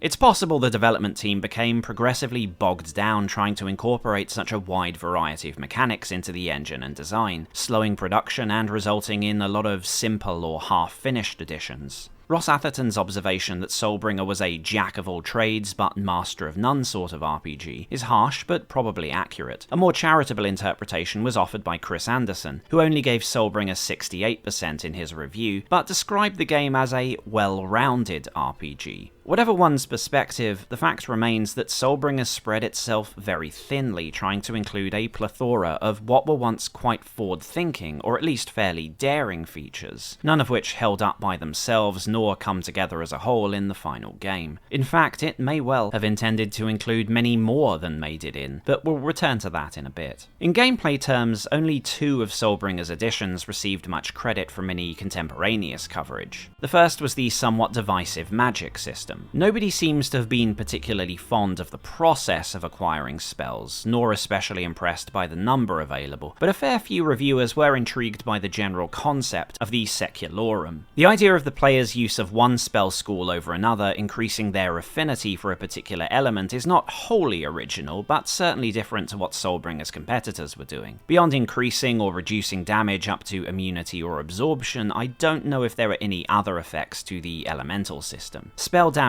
is the only thing directly stated in the manual, though some previews and reviews seem to be under the impression elemental affinity could influence mana cost or even a player's base stats, a fire-oriented character being better at combat, for example. It may be this was planned but cut, or that journalists simply misunderstood the system, or to be honest, it may be that this does happen and I just didn't notice, because personally I never really gave much thought to the Secularum. I just cast what I thought I'd need and never paid much heed to the consequences. I may have been taking varying amounts of elemental damage by the mid or late game, but again, it never occurred to me to bother checking. It may be, in fairness, that a player who decides to go for an overwhelmingly magic-oriented character build will be more conscious of this, since they'll be using magic more and might not have the hit points to tank the downsides of elemental attunement as easily. Then again, I think the fact that magic is pretty much only recharged by consumables or the extremely rare act of touching a hex stone will dissuade a lot of players from this path, especially in the early game. Computer Games magazine seem to have come to a similar conclusion, recommending players forego a mage-focused build until their second playthrough, if that ever came. So in general, I noticed numerous reviews giving Gremlin credit for the Secularum, but at the same time stating it wasn't enough to make up for its shortcomings in other areas. But the second, perhaps even more interesting aspect of Soulbringer's core design is the combat and combo system. As a reminder, combat is real-time, but melee attacks consist of different moves for each of the close combat weapons. In conjunction with the collision detection, this means there are a lot of layers to each encounter, with a mix of timing, positioning, and using the most effective attack type against specific enemies factoring into the player's decision-making. In theory, that is. What actually occurs, as several reviewers found, was that 1 or 2 particular moves were superior to the rest, either because of speed and damage or just being more consistent hitters, and the player ends up using that same attack for potentially several dozen hours of playtime. Now, because of the different weapon types, I did end up switching a few times in the early game, but around halfway through the main quest, the game drops an extremely powerful and, more importantly, unbreakable sword right into the hero's lap. This devalues most of the other weapons, even magical ones, since even if the alternatives might be slightly better in some situations, the convenience of having a powerful weapon you don't need to keep switching around, and which doesn't suffer durability damage, easily outweighs other considerations. And honestly, as interesting as the realistic collision-based combat sounds, it doesn't add much in practice. In fact, many players found it to be a major negative. Continually swinging a sword at an enemy and missing because the protagonist refuses to move closer doesn't really constitute interesting tactical gameplay. Worse, one of the selling points of this mechanic, the importance of height and positioning, actually works counterintuitively, as holding the high ground means consistently missing an enemy positioned lower than you. This of course goes both ways. It's laughably easy to trick the enemy into a position where they attack but can't reach you, for example, but again, not quite what I think Gremlin had originally envisioned. It might have been a fine system in a third-person game with direct control over the character, but even then it's a tough mechanic to get right. At least one preview of Soulbringer warned that innovative sword-fighting mechanics had also been promised by Treyarch's Die by the Sword, to disappointing results. Interestingly, Soulbringer's attack moves are somewhat similar to the system used by 1999's Revenant, but in that game they were oriented towards ARPG gameplay, and thus involved more agency on the player's part. Revenant's combat also had its critics, but I found putting work into learning that title's combat mechanics a lot more rewarding than doing so in Soulbringer. But to come back to an earlier point, one of the differences with Revenant, for example, is that Soulbringer's attack moves, though flashy, were meant to work in concert with its combo system. The ability to pre-select, customize, and execute a list of actions was marketed as a crutch of sorts, for players who were intimidated by twitchy ARPG combat and preferred slower and more tactical fights. There's some evidence marketing the game in this way did have the intended effect, as on Usenet I found posts by fans of turn-based CRPGs stating they were willing to give the game a chance thanks to the automatic combo option. I'm none too certain they would have been terribly pleased once they actually got their hands on the game though, as relying on combos exposes a number of issues. First is, as mentioned, the wonky positioning and collision twofer, which forces players to intervene by hand in cases where the hero is standing on an incline or lets an enemy thwack away at their back whilst they leisurely ponder the finer details of their pathfinding routine. Second is that there's an awkward and unbalanced interplay between the lock-on mechanic and the real-time combat. Locking onto an enemy and initiating combat means, first of all, that said enemy is more likely to detect the player and also enter combat mode, which is noticeable when they were previously following a patrol route or had their back to the player. Second, it means the player will partially close the distance to their target, then change to combat stance animations and creep cautiously towards them. Again, this shortcoming goes both ways. Magic-oriented characters can exploit this in enemies, but from the perspective of a player who wanted to focus on tactics over action gameplay, they put themselves at a disadvantage by using the combos, since it's far better when facing ranged or magic foes to manually run as close to them as possible before formally entering combat. Not very gentlemanly, but it's one of several examples of the game disincentivizing its own mechanics. That's not to say in the case of purely ranged combatants that the player is necessarily putting themselves in any particular danger. Although magic can be powerful, some spells are one-hit KOs under certain conditions, projectile attacks of both physical and elemental form utilize some basic physics and collision detection. Probably not as strictly as the melee attacks, though I didn't pay much attention to the specifics, and either way the final result is the same. Since arrows, crossbow bolts, and many offensive spells are aimed directly at the target's current position, from the player's perspective they're both very easy to dodge and annoyingly inaccurate when aimed at foes on the move. For that reason, although I used a fair number of spells, I personally never saw much use for regular ranged combat. Again, you could make use of it, even before exploiting the AI, and I'm sure when paired with certain spells it's feasible to make some sort of ranged build, but I imagine most players will have more straightforward solutions by the time they've figured that out. Soulbringer's biggest and most unique mechanics therefore turned out not to be the big selling points that, once upon a time, Gremlin thought they were. Still, there were lesser gameplay features that, in the context of its immediate competitors, did help differentiate Soulbringer from other CRPGs. One was the Hex, the player's very own convenient little magic fiefdom. The Hex is an odd addition to Soulbringer in the context of the criticisms we discussed earlier, about the game being too hardcore or unintuitive, as it's effectively one great big quality of life feature, letting you move around the world more quickly, repair gear, especially useful for magic equipment, pick up some free potions, and serve as a big player stash. That's an unusually generous amount of assistance for a hardcore CRPG, more in line with what was happening in ARPGs at the time. Even Diablo 2, which I think launched effectively the same week as Soulbringer in America, didn't let you teleport gear from the field right into a giant stash. Does that make Soulbringer a better game? Plenty of Usenet posters thought so, arguing that despite its tedious start, things really picked up once you gained access to the Hex. Honestly, it does seem odd, both from a gameplay and story perspective, that the Hex event is not placed earlier in the main quest. It feels like the sort of thing that develops after the tutorial or opening chapter, not a dozen hours in. And if I had to guess, I expect that having access to the Hex earlier on probably would have improved the game's review scores. In fact, it wouldn't surprise me if one or two journalists never bothered playing that far, considering past revelations. On the other hand, Gremlin may have thought it was necessary to ensure players understood the basics of the game before adding the Hex, or because the drudgery of the early game makes attaining the Hex feel more rewarding. That thought, that Gremlin had deliberately made things unfriendly to the player, is something we'll be coming back to a few times. But however much one appreciates the Hex, even Soulbringer's defenders tend to cite it as making life less tedious, not as something that added any depth to the game. I wonder if the Hex was meant to play a larger role, as some previews mention witches and familiars. There are aspects of the Hex that seem undercooked. Why have a ghostly blacksmith who does nothing but repair some gear for free? Why have an alchemist who just gives you a few potions now and again? Why have a librarian who,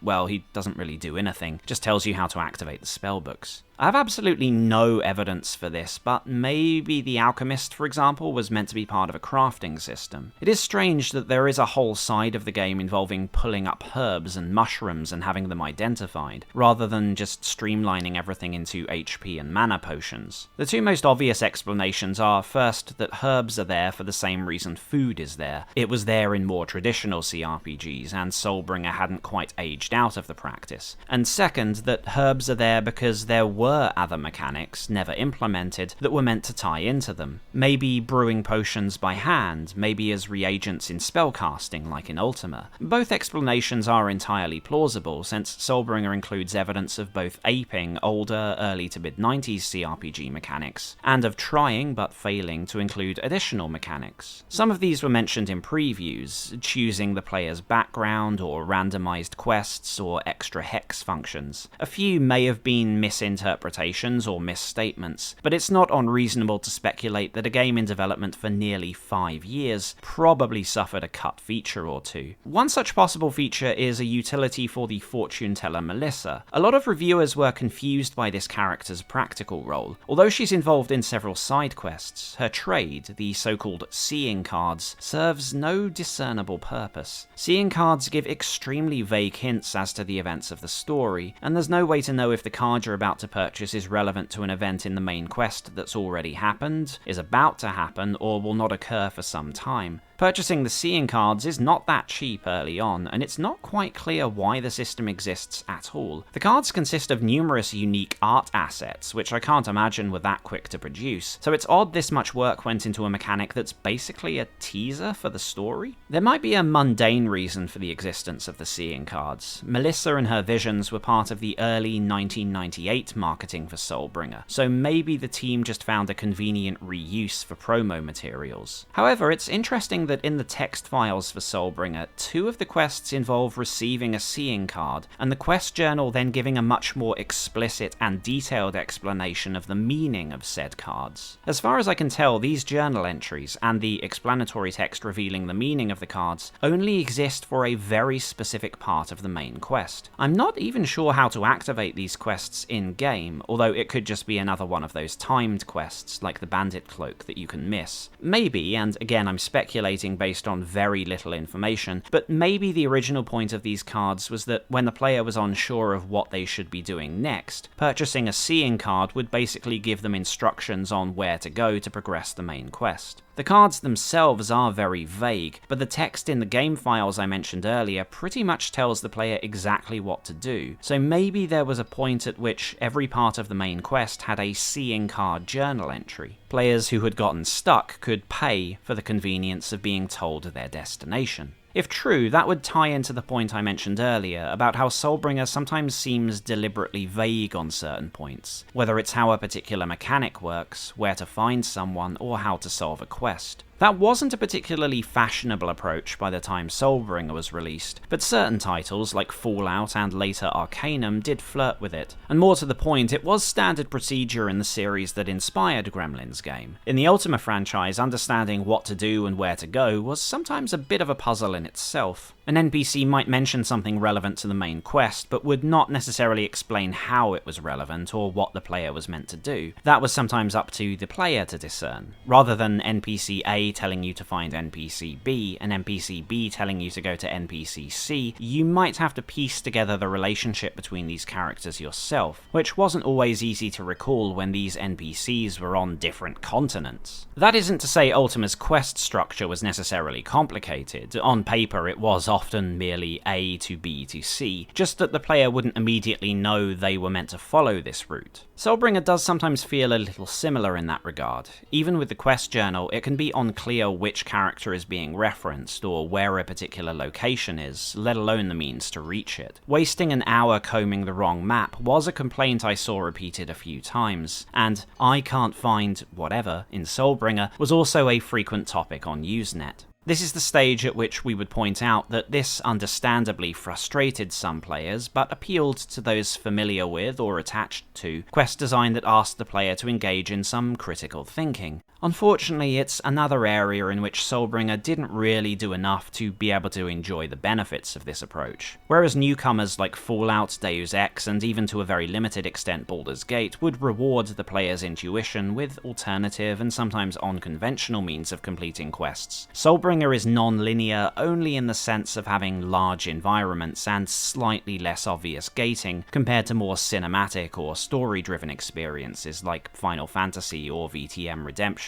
But the player will find that Soulbringer's expansive maps rarely contain anything more remarkable than a different entrance to a dungeon, or the sole item or NPC required to finish a quest. Things that initially seem like they might slot into the game's overall design quickly turn out to be red herrings. When I first started reading the descriptions on some of the consumables, I wondered if certain quests might call upon the player to utilize a cooking mechanic, or employ poisonous ingredients for nefarious aims, or exploit the cultural significance of the various flora to certain factions. But like many possible mechanics in Soulbringer, their use is limited to the obvious. During the development of Planescape Torment, producer Guido Henkel derided the Ultima games and their ilk, possibly including his own past work, as virtual dollhouses, living worlds with a variety of mechanics that were ultimately often entirely peripheral to the game's design. But if Ultima was a virtual dollhouse, then Soulbringer is merely a facsimile of one. It appears to offer a variety of possible activities to engage in, but these turn out to be a mix of illusion and imitation, either not distinct mechanics at all, or so shallow as to be of questionable worth. There are so many moving parts to Soulbringer that feel as if they were started but never finished, having either been cut out of the game or half implemented and then forgotten about. The marketing made a terrible fuss about how the player could lead armies into battle against the forces of darkness, and there's an attempt to build up anticipation for these events in-game. But the truth is that first, you're not leading anyone or anything, they're just scripted events where about 10 of your allies face off against 10 generic enemies, whilst you stand to the side gormlessly. You can participate in these skirmishes, but there's actually not much point, since most of your area of effect spells will hit your allies, and it seemed to me in at least one fight that due to the collision detection, fighting shoulder to shoulder with friendlies will result in your attacks hitting them as often as they do the enemy. So I hesitate to call leading armies a mechanic. It's more part story beat, part spectacle, and it's extremely rare in any case. I think that across the entire game there are maybe 3 of these scenes in total. There are at least 2 occasions where it seemed to me the game was building towards another set-piece battle, but this turns out to be either a solo endeavour or a rather dull scripted sequence with a single companion at your side. My suspicion is that the whole leading armies thing was more an attempt to show off the engine's ability to support large numbers of NPCs on screen at once. And yes, these scenes do have more combatants active at the same time than many rival CRPGs had, but considering how rare these are, and how you don't really do anything different to a typical fight, it's not really a boon to the gameplay. Typical fights in Soulbringer are still 1-on-1, sometimes 1-on-3 or 4 or 5, which isn't much of a departure from Fallout or Baldur's Gate or Darkstone or whatever. In fact, even VTM Redemption, which was more of a zoomed-in experience, had more densely populated encounters on average than Soulbringer, since unlike Gremlin's game, it was based, a bit awkwardly, around party combat. But something else that was also promoted as a key feature in Soulbringer was the ability to speak to the dead, and unlike leading armies, this is a distinct gameplay mechanic, at least technically speaking. Relatively early in the game, the Harbinger gains the Death's Recollection spell, which consumes a very small sliver of mana in exchange for allowing you to target a dead body and try to question their spirit. I say this is a mechanic because it is a unique feature, and it is initiated by the player, plus it has some consequence in-game due to intersecting with the hex stake mechanic. In historical context, you might be familiar with a similar feature from the techno-fantasy CRPG Arcanum of Steamworks and Magic Obscura, but Soulbringer hit the shelves a fair bit before Troika's game. Sadly, Death's Recollection has the same problem as its analogous spell does in Arcanum, much worse actually, in that it's utilized far too infrequently. I remember being intrigued by this feature and its implications in Arcanum, but disappointed to find that, like several other interesting ideas, it was spread too thinly and inconsistently across the game and its quests. The same is doubly, perhaps triply true in Soulbringer, as it's incredibly rare for Death's Recollection to constitute anything but a waste of mana, and I quickly learned not to bother with it. It almost only ever works with bosses, and again not consistently. In some cases there's a good in-lore justification for this, but in others it's obviously just due to a lack of time. There are benefits to using it in experience, in learning about the story, and in combating the Hex Seekers, but its implications for NPC interaction and quest design are, as in Arcanum, tragically underutilized. We see this problem of semi-implemented or half-finished mechanics on a smaller scale many times throughout the game. For example, a staple of many classic CRPGs was visiting a tavern to gather information about the area, overhear the local gossip, or pick up some side work. This, at first, occurs in a limited form in Soulbringer, as in Madrigal you can pester the sultry barmaid, Emma, to learn about some possible side quests. Emma is also, as I mentioned earlier, the only instance I recall of another mini-mechanic in Soulbringer, which is flattering someone for a better trade deal. But after reluctantly tearing yourself away from Emma's affections, you won't be using this feature again. The only other tavern in Soulbringer is in Shadowguard, and outside a specific quest, its proprietor is borderline worthless as a source of leads. Similarly, I mentioned that upon arrival in Madrigal you're gifted a rather unhelpful map of the town. You might think this is tied into the game's traditionalist roots, where physical extras in the game box, bird's eye-esque spells, or directions from NPCs were your friends. But despite the starting town featuring a ranger NPC who inhabits a building very conspicuously labelled maps, the game never follows through with this, even though maps of other areas were produced and can be found in the official strategy guide or on fan sites. Interestingly, there are spells and an arcane compass that are meant to seek out NPCs or magic items, but even the in-game description sheepishly admits that these are often inaccurate, and I don't remember ever making use of them. I'll admit that even if the game had utilised static maps as items you could purchase or loot from enemies, it probably still would have been subjected to the same chorus of demands for a Diablo-style auto-map. But some players, I think, would have appreciated the nod to classic CRPG exploration. It comes back to the point we considered earlier, regarding Gremlin consciously limiting how much aid they gave to the player. Again, to some degree, this may be a vestige of aping Ultima, but I don't think Gremlin were just acting as lobotomized surrogates for Origins design. Certainly, there are features that are probably just there for novelty. It's cool that you can drink so much you vomit yourself to death, but it doesn't tie into wider gameplay mechanics, and besides, I can do that in real life. But many of the other features we've covered do help contribute to the sense that, contrary to their later statements, Gremlin did share a somewhat coherent vision for how the player should engage with the world of Soulbringer. They knew what they were doing by making the compass stick,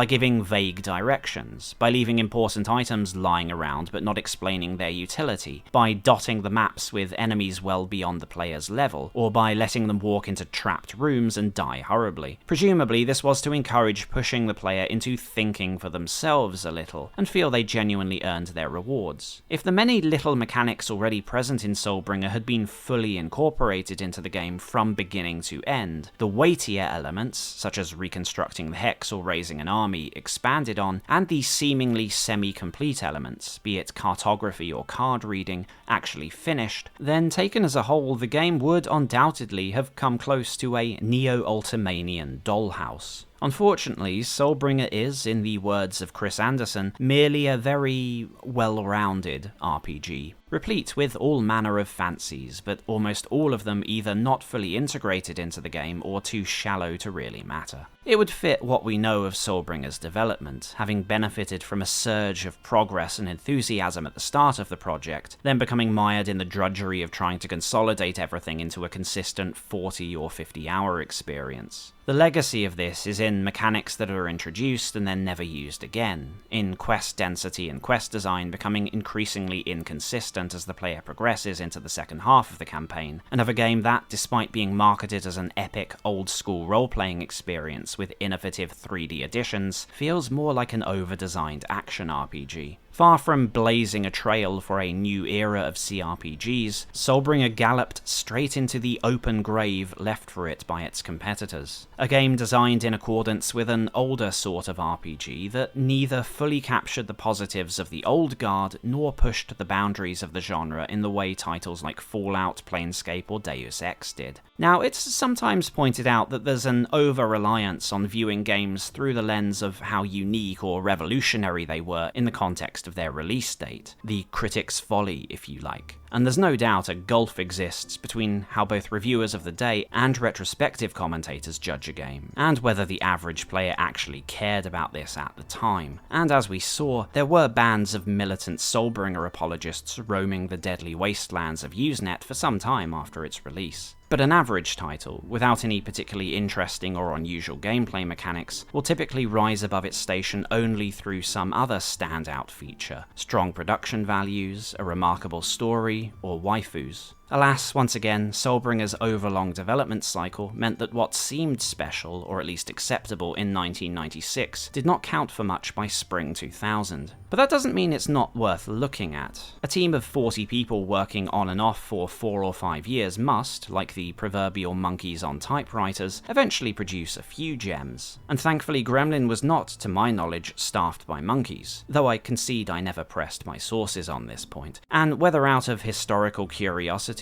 or acknowledgement of their artistry, let's move on to the next part of the video, and take some time to appreciate Soulbringer's many sights and sounds.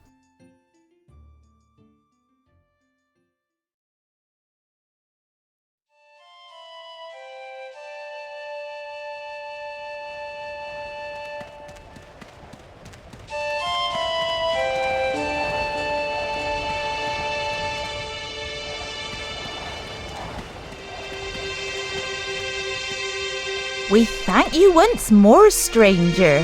We owe you our lives.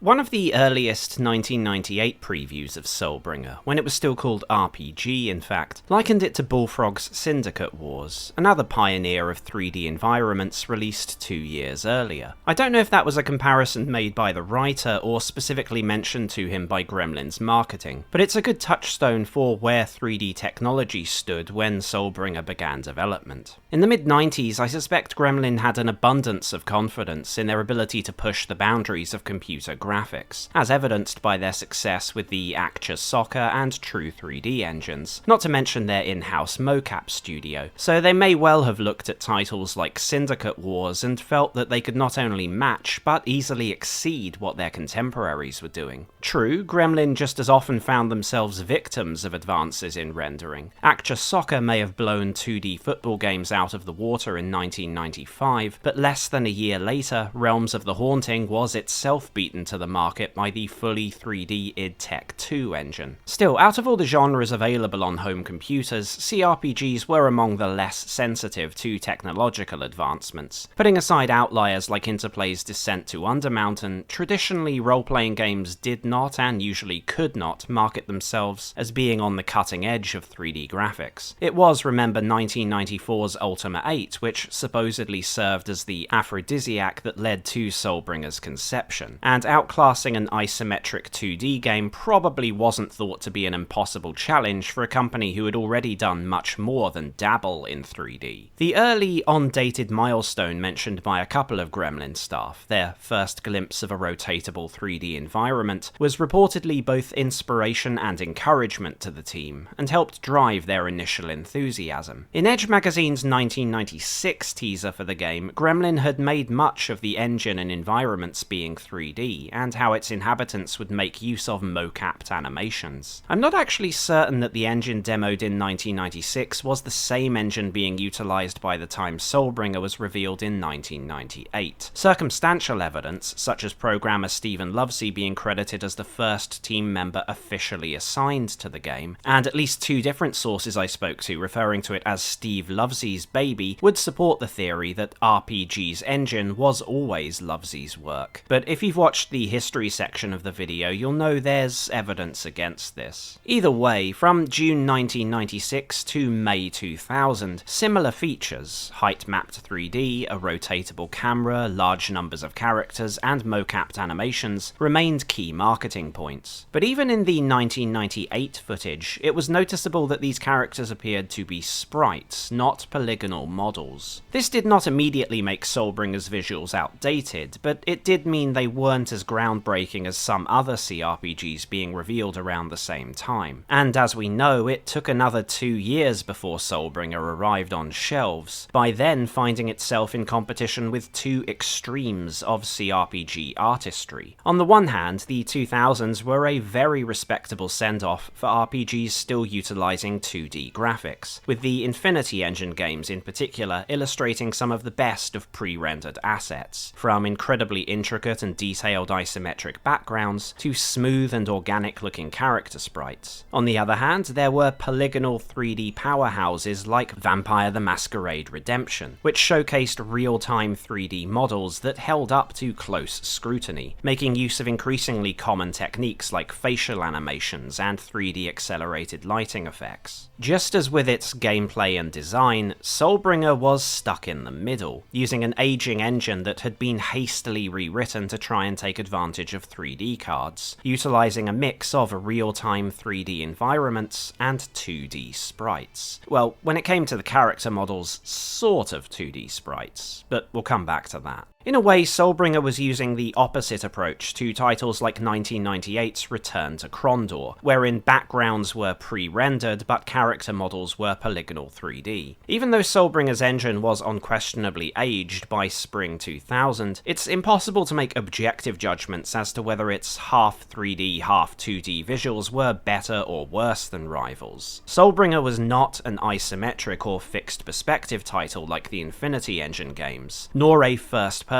experience like System Shock 2 or Deus Ex. It was supposed to facilitate semi-third-person gameplay in large 3D environments, combined with being able to support large numbers of characters on screen at once. Even so, context and intent are often powerless in the face of player feedback, and as we've already seen, many critics and consumers were harsh on Soulbringer's technological shortcomings. Soulbringer's 3D environments were called impressive, but the limited draw distance was certainly not. Both visually and for the purposes of navigation, most were not pleased by the fact their surroundings were shielded in perpetual gloom. Of course, tonally, Soulbringer's nigh-endless winter nights turned out to be a boon for many, smothering players in a deeply atmospheric mood. Still, it's interesting to note how much divergence there was in what kind of atmosphere Soulbringer's environments evoked. As I mentioned at the start of the video, for Steve McKevitt and the team, their first image of Soulbringer was of a fairy tale winter wonderland, reminiscent of the Narnia series. But I noticed that for many reviewers, Rathena's constant choking blackness fed into the dark fantasy feel, enhancing their impression of the world as a gothic nightmare. And a third interpretation from some players, which I definitely shared, was that of wandering through pleasant, almost nostalgically comforting scenes of winter pastures and quiet rural life, part childhood memory, part idealized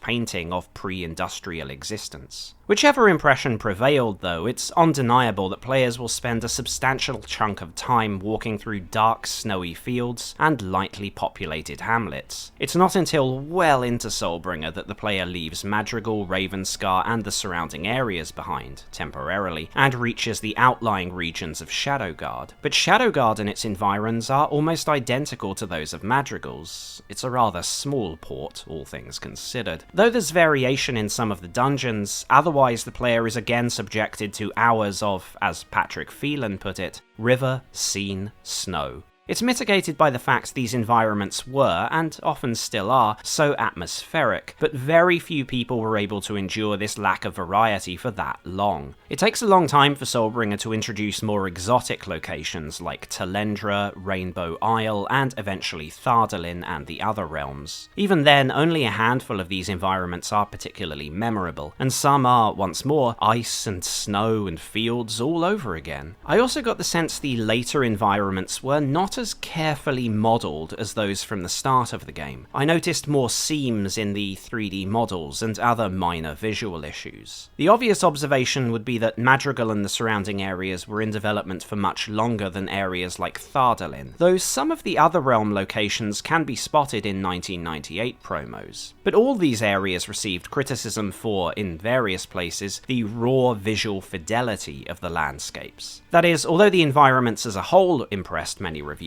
there was a lot of negativity around what was referred to as blurry ground textures and the like. And for a game from 2000, there are some noticeably fuzzy areas, like large murals or paintings on the floors and walls of certain tombs, temples, and other important locations. I was actually very impressed with the art itself here, though I don't know who deserves credit for it. There are something like 7 or 8 different artists credited as having worked on the game, probably including animators, though I know that some of the other team members listed were also artistically inclined, and had contributed work to other Gremlin games around the same time. Before starting at the company, Paul Green had previously been an artist at Games Workshop, specifically on Warhammer 40k, and after leaving Sheffield House went on to become a comic book illustrator, probably best known today for his cheesecake covers. But although Green did a bit of art for Realms of the Haunting, to my knowledge he didn't contribute in that capacity to Soulbringer. Instead, Christopher Pepper is listed as lead artist, and was singled out for his talents by Steve McKevitt when I spoke to him, whilst in Mark Hardisty's book, Patrick Phelan recalls Alan Ritson's work on the game. Although I wasn't able to nail down specifics, I was able to get a reply from one person, Richard Simmons, who recalls that he, along with Gavin Whelan, did the level art for Soulbringer. Now, by no fault of the artists, the references to parts of those levels seeming blurry have some validity, and are probably again the result of Soulbringer's development woes. Like I said, some of the wall paintings and such look great from a distance, and reminded me of similar work done in Realms of the Haunting. But it can't be denied that on a technical level, many of them look extremely low resolution, even though there appear to be higher res versions of the art available elsewhere, such as from promos and the retail releases installation program. No doubt due to the large environments, texture sizes were a big concern, and lower quality assets had to be used. Compared to the pre-rendered backgrounds of the Infinity Engine titles, or the far more up-to-date texture work of VTM Redemption, Soulbringer definitely looked the aging diva in denial, especially with Vampire utilizing, for example, reflective surfaces. Speaking of surfaces, Soulbringer also falls far short in depicting bodies of water, which look very dull and flat most of the time, and choppy in the worst sense of the word when they are in motion. Also, they cut off too abruptly on contact with the fog of war, although a few games of this period were pushing DirectX hardware effects for pools or lava lava flows and such, Soulbringer doesn't seem to be taking advantage of anything like that. VFX in general, though, is not so bad. As was common at the time, they seem to use a mix of both 2D and 3D particle effects, and range from passable by the standards of the time to surprisingly impressive. Nothing really leaps out as stunning, but some of the higher level spells are nice enough as light shows go. Oddly though, despite Soulbringer originally being aimed at much weaker hardware than was available by 2000, there are a lot of conflicting accounts as to how well Soulbringer ran at the time. Some magazines insisted it ran smoothly on all kinds of hardware, others that it was surprisingly juddery for a game that was clearly not on the bleeding edge of 3D graphics. It's possible the disparity between these reports is due to Soulbringer being awkwardly converted from DOS-based software rendering to supporting 3D acceleration, and then not clarifying the ideal way to actually run it. Soulbringer was playable in both software and hardware mode, and was even being pushed as a DirectX 7 compatible title, perhaps to make it seem more modern, but comments from around release warned that it was far more stable as a DirectX 6 game, an oddity we'll come back to later on. But however well it ran at the time, Soulbringer's vast environments would all turn out to be undermined by its obstructive and unhelpful 3D camera. Although exteriors are typically not too affected by this, navigating cramped homes and Warren-like sewer networks makes you pine for a fixed perspective. NPCs will wander behind things, interactable items are obscured as the camera swings to follow the player's movement, and architectural flourishes like pillars and arches and, well, even walls will frequently block your vision or set the camera to bouncing around like a rowboat in a storm. I wouldn't be shocked if anyone with motion sickness perceived Soulbringer as a personal attack. If you do suffer from this ailment, I don't recommend eating before trying the game for the first time. And that's only the first of the terrible trifecta that made exploring Soulbringer's 3D world an insurmountable barrier to entry for some players. Aside from the camera, the game's point-and-click controls are another factor that interfere with navigation, as they're governed by a polygon-based pathfinding system that affects both the player character and NPCs alike. Not only is the player character constantly recalculating how to reach their destination, the camera issues mean it's extremely easy to misclick on something and set the avatar turning around and heading in the opposite direction. That brings us to the third issue, which is that animations in Soulbringer are slow. Gremlin was so proud of their motion capture studio that virtually every input entered by the player corresponds to some gesture or action on the part of their avatar. Opening something, kneeling, drinking, changing weapons, reaching for something, turning around, and so on. That probably doesn't sound so bad by itself. A lot of 3D games were trying to do the same thing around that time. But these animations are extremely slow, and equally importantly, in many cases the player character cannot transition from one animation to the next without waiting for the first animation to finish. That means, for example, that if you're running forward and your character realizes their destination is no longer accessible, the animation for running has to transition to an animation for skidding to a sudden halt. To continue, the avatar then has to perform the animation for transitioning to a running or walking stance. On top of all this, the player has animations for turning, so you probably have to wait for those as well. As you can imagine, the player is probably clicking a bunch of other things whilst all this is going on, potentially interrupting and restarting these animations, as well as shifting the camera around to get a better look, and possibly misclicking on scenery, or, especially in interiors, random outcroppings. The dark triumvirate of rotatable 3D camera, polygon-based pathfinding, and overly indulgent animations resulted, quite reasonably, in widespread criticism towards Soulbringer's camera and controls. What's particularly interesting is that even in these early days of motion capture in games, Gremlin were more than dimly aware of the potential pitfalls. In a 1998 feature in Edge magazine, Soulbringer's motion capture director, Tony Wills, warned of the difficulty of striking a balance between achieving realistic animations versus ensuring character responsiveness. I think it's fairly widely acknowledged that with Soulbringer, thanks in part to the other two factors mentioned, Gremlin did a poor job of balancing these concerns. Then again, we can hardly sneer at young Tony from the comfort of the year 2024, considering we live in an era when many developers are still prioritizing lifelike animations over player input. In that sense, Soulbringer's animation issues were just a forerunner of things to come. But though Soulbringer's character animations might have been a little too forward-thinking, the characters themselves, physically speaking, were a compromise between the old and the new. Gremlin crowed about Soulbringer Soulbringer's 3D environments at every opportunity they could get, but they conspicuously avoided referring to the characters themselves as 3D. Reviews from spring and summer 2000 are full of criticism of Soulbringer's character models, but there was confusion over what these characters actually were, technologically speaking. Several magazines called them 2D sprites or bitmaps, others low-res 3D models, but there was a general consensus that there was something off about them. The characters were often described as popping or clipping into themselves, and as you've probably noticed from the footage up to this point, individual body parts do seem to change depending on their angle from the camera, though not in the same way a traditional 2D sprite would. I'm no expert, but I think Soulbringer is using a method somewhat similar to that used by the original MS-DOS version of Actua Soccer. Rather than being true polygonal models rendered in real time, the characters in Actua Soccer are a mix of techniques, with some body parts polygonal models, but most actually 2D textures that change according to their distance and angle relative to the camera. According to A Gremlin in the Works, this technique is what's now widely referred to as using imposters, a 2D image mapped onto a rectangular card that helps give the illusion of 3D minus the rendering cost. I could be wrong, but that's certainly what Soulbringer seems to be using, pre-rendered 3D models converted to 2D imposters, hence the so-called popping issue with individual body parts. Richard Simmons kindly got in touch with Christopher Pepper for me to ask if he recalled the technical details, but Pepper stated he couldn't recall the specifics, other than drawing sprites that could be viewed at any angle from a 360-degree view. That, to me, sounds like the system described for Actua Soccer in A Gremlin in the Works, and has the same distinctive, not quite 2D, not quite 3D look you can spot in Tribal Laws trailers, as well as a few other Gremlin titles. I assume this was used because, first, using real-time polygonal models for characters was not that widespread in 1996, especially with 3D accelerators still in their infancy, and second, because having large numbers of NPCs on screen was a concern from quite early on, so optimization was probably considered the priority. Another possibility is that I don't know anything about computer graphics, so if you think you know what's being utilized for Soulbringer, feel free to explain in the comments. An issue here is that imposters, if that is what's being used, are favoured in situations where the player is unlikely to notice that they're not looking at real 3D models. But with Soulbringer, which frequently zooms up close to characters, rotates around them and so on, it's obvious that something is not quite right, even if the player doesn't know why. Initially I thought that perhaps the issue might have been less serious back at release, when people were either playing in software mode or at least at lower resolutions, but evidence of the day indicates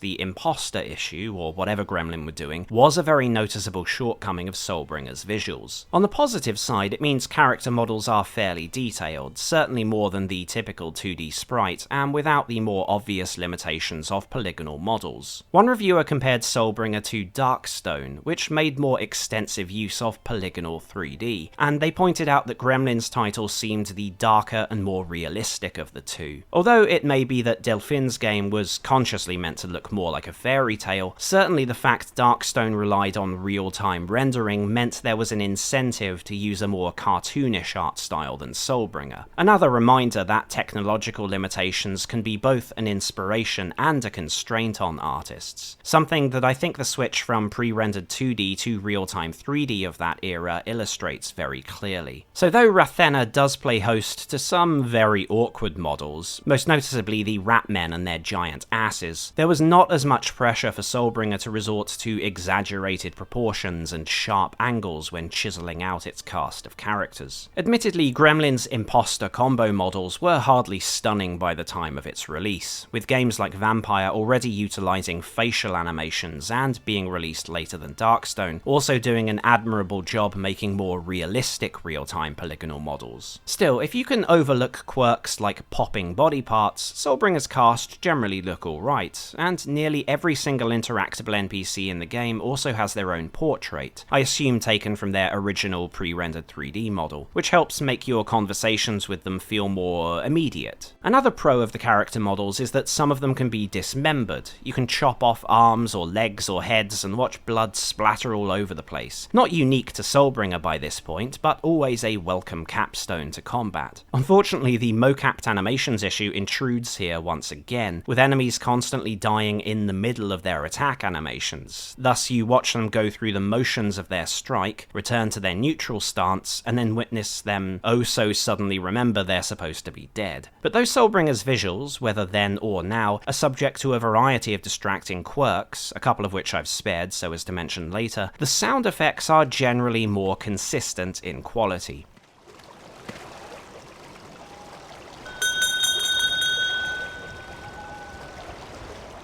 Although I wouldn't call the sound design a paragon of the genre, it has most of what you'd expect: howling wind, crackling fireplaces, and the crunch of boots on frozen ground. Still, some reviewers thought that Gremlin had deliberately seeded certain locations with fewer sources of ambient noise than would normally be expected, so as to make these areas feel lonelier and more isolated.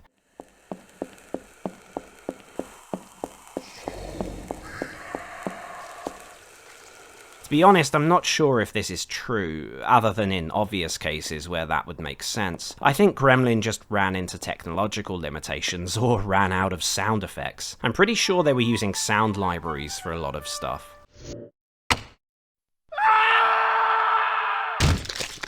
But deliberate or not, I can't complain about the environmental audio, nor the actual battle effects.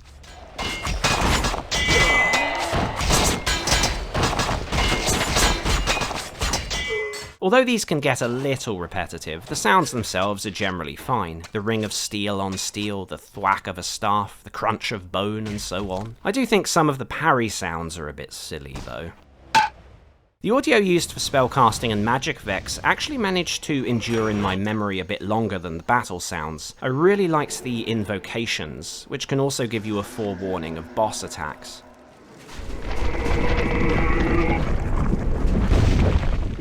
But whilst I was pretty satisfied with the sound effects, a lot of reviewers had mixed impressions of the voice acting in Soulbringer. Hey! Who's there? Hey! If you recall, this was another of Soulbringer's marketing points, fully voiced NPC interaction, which certainly would have been impressive if the game had released in 1998. Oh! Keep that up, lover, and you may see a lot more of me. By 2000, there was a certain shine left on this feature. Both Icewind Dale and a few months later Baldur's Gate 2 were still investing in large text dumps to supplement their voiced lines. But with Vampire and a couple of other titles also more or less using exclusively voiced dialogue, Soulbringer couldn't claim to be that far ahead of its rivals in this area. It does seem to have been localized into a few different languages. Regarding the quality of the non-English VAs, obviously I couldn't say, but they certainly sound enthusiastic enough.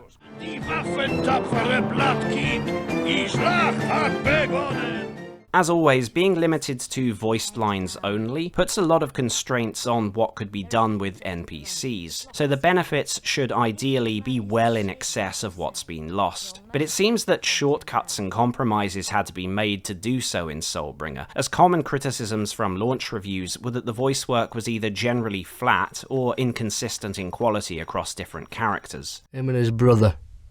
Your father, I suppose. They fought together, apparently. My father? But I know nothing of these battles. Better it stays that way. Better you know nothing.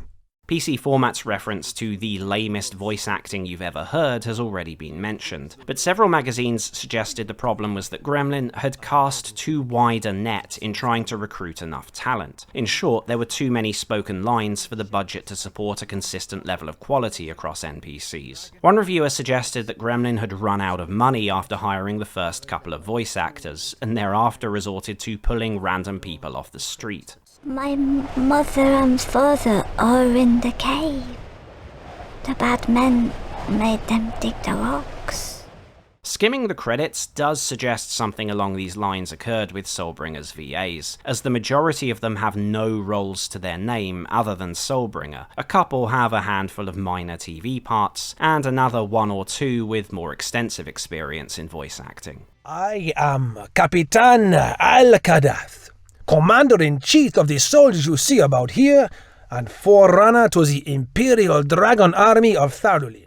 Even so, I think the criticisms were a little exaggerated. You could easily find much worse voice work in a typical game released the same year, so I wonder if CRPG reviewers had maybe just been a bit spoilt by the Infinity Engine games, for example, which, when they did use voiced lines, were backed by some big-name talent, courtesy of Interplay. Sure, in Soulbringer you can tell which VAs knew their stuff and which didn't just from their delivery alone, but even the bad cases seem like they weren't sure of the context of their lines, or were possibly unclear on the timing or pauses. Then we shall meet again soon enough, and you shall not be so lucky then. I noticed a lot of the problems occurred when they were playing a ghost or spirit of some kind. It does drag the scenes down sometimes. Very early in the game is an event that's probably supposed to come off as shocking or scary, but the way the VAs deliver their lines makes no sense in the context of what's happening. Again, I suspect that they were probably unaware of the exact circumstances in which the conversation was happening, or how it would be presented in-game. So you can take issue with some of the voice acting, but I think the central issue was that a CRPG coming with full VA in May 2000 just didn't have the novelty value it might have had 2 years prior, and reviewers expected higher standards than they did in 1998, when Soulbringer was supposed to arrive. Interestingly enough though, Soulbringer's score didn't endure anywhere near as much criticism, which actually surprised me, as after playing through the game, I went into the reviews assuming players of the day would have seen it as a bit outdated.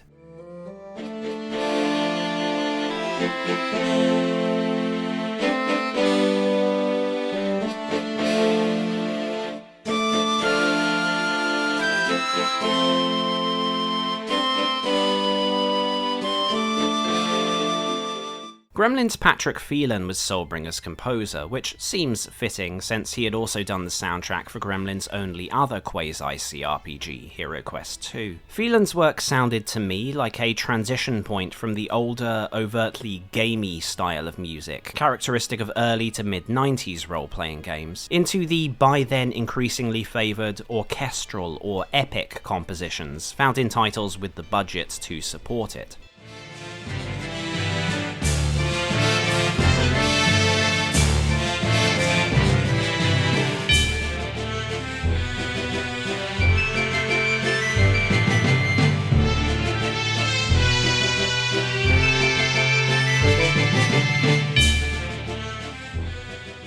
If you jump around some of the tracks, there are points at which it seems like you're listening to music from a game made in 1995, other times one made in the early 2000s. I honestly thought this would go down poorly with reviewers, as the voice acting had, due to changing expectations from audiences as to what fit a fantasy game. I turned out to be completely off though, as there wasn't much criticism of Phelan's work at all, only occasional positive references to it sounding suitably medieval or comments along a similar line.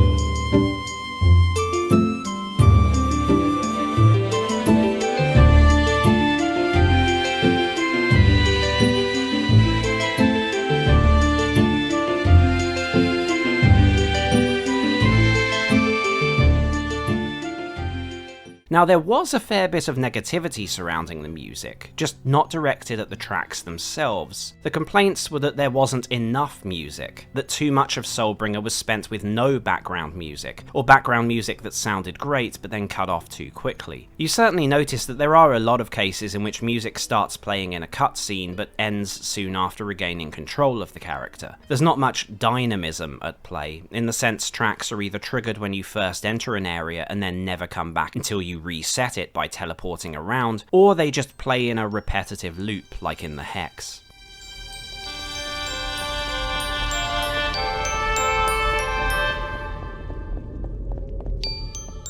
I wondered if there was some kind of engine or scripting problem at work, like maybe an individual track could only be triggered by moving maps, but it seems like cutscenes have no problem activating new music when necessary. It may be this is all deliberate on Gremlin's part, in order to immerse players in the ambience and only bring in music for emotional moments, but it's equally probable the reason is that there simply wasn't enough music to fill things out properly. Soulbringer isn't short on music, there are about 18 or 19 tracks, tracks in total, but there's a limit to the elasticity of a score when it's spread across 40 or 50 hours of gameplay. Presumably Gremlin chose to keep a few tracks in reserve for important scenes, rather than inflict several dozen hours of the same tunes on the player. But even then, by the end of the game, I for one was thoroughly sick of the Shadow Guard theme.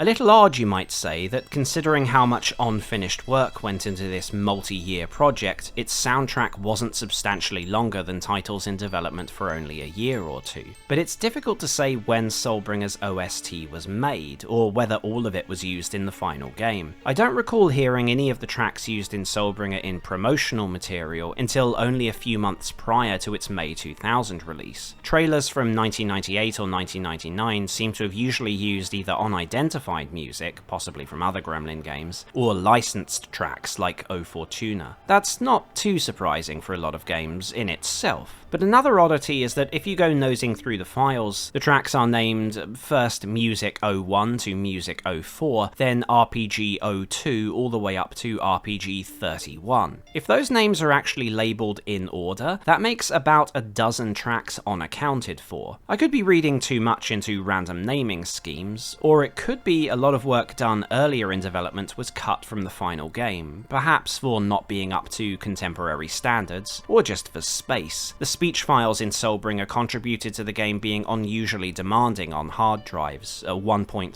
gigabytes, which was quite a lot considering storage space on a typical PC of the day. Are there extra uncompressed Soulbringer tracks rotting away on a flimsy CD somewhere in the corner of someone's leaky garage? Quite possibly. From what I've seen, Phelan used to have Soulbringer's tracks on his SoundCloud account, and he might have explained things there, but they all seem to be gone now. Maybe there wasn't much interest in them. I suppose space is limited, and you do have to ask, would anyone care other than the small number of people who played Soulbringer, or were making retrospective videos on it? Probably not.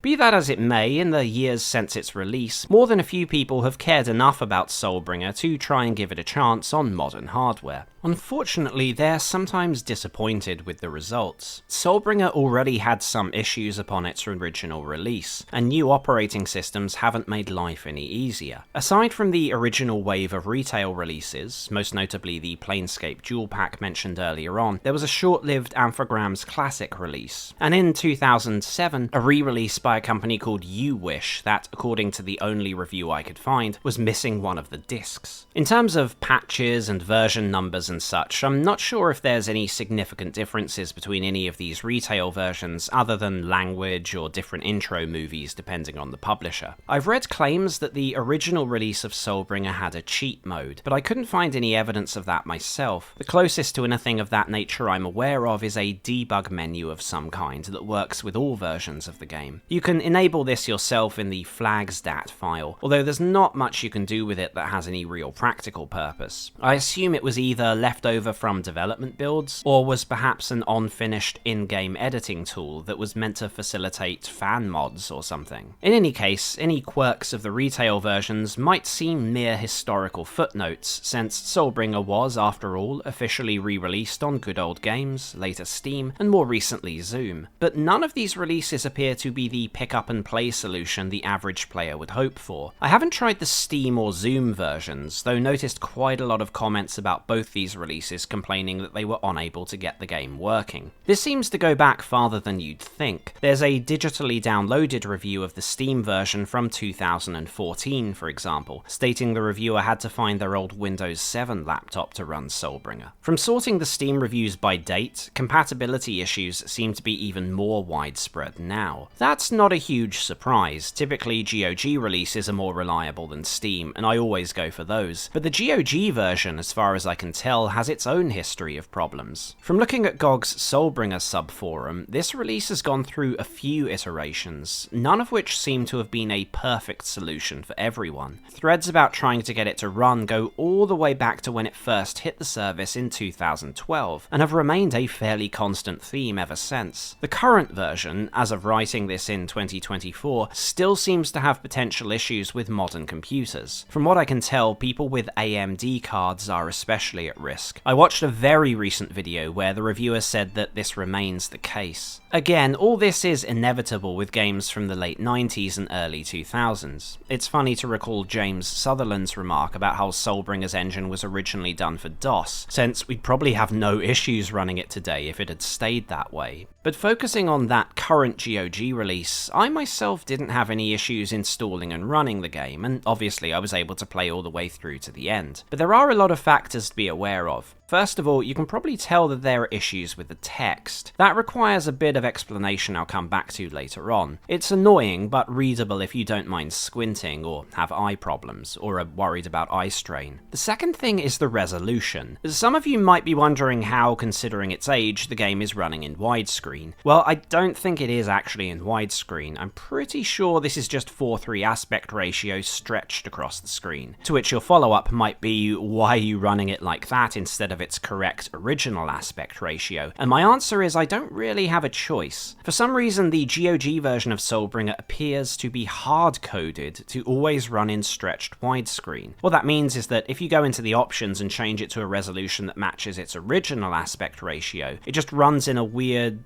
I think you call it window boxing rather than pillar or letterboxing view. So as far as I can tell, the worst of both worlds. It's a baffling decision that may have come from whichever entity was responsible for republishing it, or it may have been a community hack that was later incorporated into the game by GOG. Looking at forum posts, I don't think it was part of the first release. Let me know if I'm wrong, or if that's been revised by the time you're watching this video. But as of writing, the unfortunate reality is that if you have the GOG version, you have to play Soulbringer in stretched widescreen regardless of which resolution you choose. There may be a solution to this, which we'll come back to in a minute, but there are a few other issues to point out. To start with, although Soulbringer can run in software, DirectX 6 and DirectX 7 modes, and its DirectX 7 capabilities were repeatedly touted by the publisher, DirectX 7 is the most unstable way to run Soulbringer, and most likely to result in crashes. This doesn't seem to be a modern hardware issue, as an archived fan site of Soulbringer contained the same warning. It's generally recommended to run Soulbringer in DirectX 6 mode, which is what I did, and in total I think I only recorded a single crash. But on top of this, there are some other things you should be aware of if you intend to play Soulbringer. The first is that Soulbringer is a little buggy. We've already talked about camera and combat issues, but there are game-stopping problems on top of those. First, it's possible to mess up the scripts and make it impossible to complete the game. The most well-known instance of this is in the late game, where the final boss makes an early appearance and can be reduced to 0 hit points before he flees, which then causes the final battle to bug out and be impossible to complete. It didn't happen to me, but the solution to this is just to make sure you don't keep attacking a character that's obviously meant to escape. That's not much help if you've already triggered the bug though. Another serious bug I didn't see mentioned, but encountered myself, was when a companion's pathfinding broke, preventing them from reaching a trigger, and thus preventing the game from continuing. I ran into other examples of scripts breaking down or repeatedly refiring, often confusing the quest journal entries, and I was careful to reload when I noticed this happen, just out of caution. There's a part of the game where you can return to the site of a battle and repeatedly re-trigger a script that grants you an XP bonus, but who knows what problems this might cause later on. Similarly, there's another part of the game where you have to go down into the Madrigal sewers, which seem like an unfinished or cut portion of the game to me, and I ended up walking into a room which I then couldn't leave due to a pathfinding bug.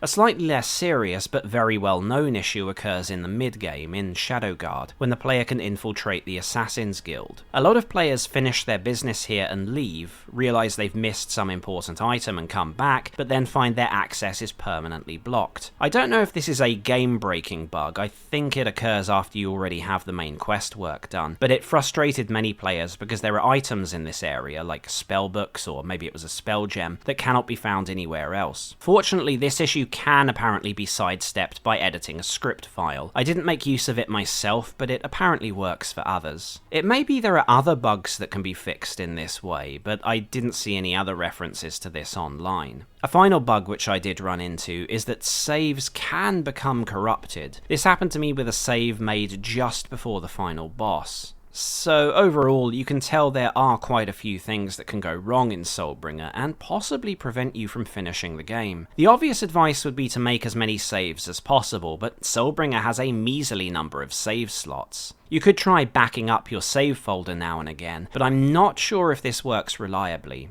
I did try backing up and replacing the save folders of the GOG release, and even transferring saves to a retail installation, and they seemed to work, but I can't vouch for this method. So again, I finished the game myself, but did have 2 very close shaves, and would hesitate to tell other people to chance frustration without knowing the risks. Now, returning to the graphics issue, I mentioned earlier that there are ways to play Soulbringer in its original proper aspect ratio, with an interesting caveat. One way is to find a retail copy of the game and install that. I tried the North American Interplay release of Soulbringer, for example, and although it didn't run out of the box, I was able to get it working with the Wine 3D wrapper, albeit very awkwardly, and I was only able to get software mode working with this a single time. Strangely, I had very inconsistent results trying to get it to work with DG Voodoo. Sometimes it worked, sometimes it didn't, and it's possible other wrappers have the same issue. I also noticed that even running it with a wrapper, it still had that strange text issue. Well, that's because, according to several accounts I read, Soulbringer has always had this text issue, but only in DirectX mode. I can't say for sure how true this is because I never played the game at release, and I don't have period-appropriate hardware to test this on, but I did notice from studying very old screenshots that Soulbringer's text does seem to look different across different shots, and that in what appears to be software mode, the text issue is never present. Apparently in DirectX mode, it's supposed to be fixed by the texel alignment options, but these aren't supported by modern drivers, and apparently they don't work with wrappers either. You might think the answer is, well, let's run it in software mode. Unfortunately, due to the quirks of the GOG release, it can be difficult to get Soulbringer running this way, plus the resolution would still be stretched. One possible solution is to follow the instructions laid out on screen and try to force the GOG version not to stretch the image, which seemed to work for me when I tested it, but I read comments from others saying it was still window boxed or stretched. Again, I think this can depend on whether you have an Nvidia or AMD card, and may involve messing around with your desktop resolution, so it might not apply to everyone. Plus, it still doesn't solve the font issue, and as far as I can tell, isn't going to help you run the game in software mode in order to get clean text. All these problems were clearly weighing on somebody's mind though, as there is a fan patch, or a sort of mix of fan patches and hacks, generally referred to as the Soulbringer compatibility patch. Depending on exactly how you want to run the game, it can involve patching, swapping out files, making registry edits, and then running it through DG Voodoo. And the main thrust of all this is to provide a more reliable way of letting players experience Soulbringer in its original aspect ratio without stretching, and if they wish, to run the game with software rendering. I didn't try this patch for the GOG version of Soulbringer, but I did apply the instructions to the retail release, and it seemed to work, letting me run the game both in hardware mode using the original aspect ratio, and in software mode without the text issues. I was never able to perfectly fix the interface colors in software mode, but that might be, again, because I was using these hacks on the retail rather than GOG version. Now, whether going through all that trouble is worth it is obviously up to you. As a general rule, I would of course always review and recommend games in their proper aspect ratio, but because of how many hoops there are to jump through and the fact I never fixed the text issue, I made this video using the standard GOG release, stretched widescreen DirectX 6 mode, and that's how I finished the game. If, however, you're using an AMD card, you might not even have that option, and may only be able to get it working with the compatibility patches. Interestingly, there's an additional fan patch for Soulbringer that apparently fixes some scripting bugs and restores a missing cutscene, but I wasn't able to get my hands on this file and can't speak to its utility. Why we have to go through all this nonsense in the first place, I don't know. The obvious answer is that whoever was responsible for the GOG release was just lazy, but it's important to keep in mind some of these problems go all the way back to the retail launch in May 2000. It's entirely possible that the weird setup being used for the current digital release of Soulbringer is just the most reliable overall, and that if there was a better way, they would have fixed it up like that in the first place. Either way, I'm sure there are people watching this, and having heard all I just said, decided it's not worth the trouble of playing through Soulbringer. To reiterate, at the end of the day, I was able to run it myself and finish the game without having to restart my playthrough or anything. It's just important you're aware of all these possible headaches if you want to try it yourself. But I'd hate for people who've passed on the game not to at least have a reasonably well-rounded impression of the game as a whole. For the sake of those of you who are interested in Soulbringer but have decided it's not worth the hassle, we'll take a look at the last aspect of the experience worth covering: the story. Gremlin put great stock in both Soulbringer's narrative, supposedly over 400 pages long according to its marketing people, its extensive background lore, and its NPC reactivity. So let's cap the video off with a dive into the magical, albeit rather familiar, high fantasy world of Rathena, and join our unnamed hero in his quest to save it.